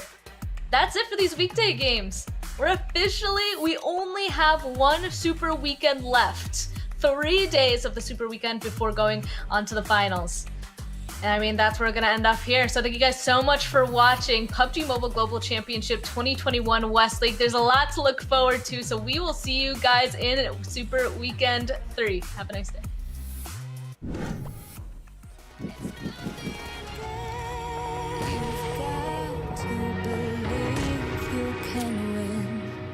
The world, it won't give you the time. It's now or never.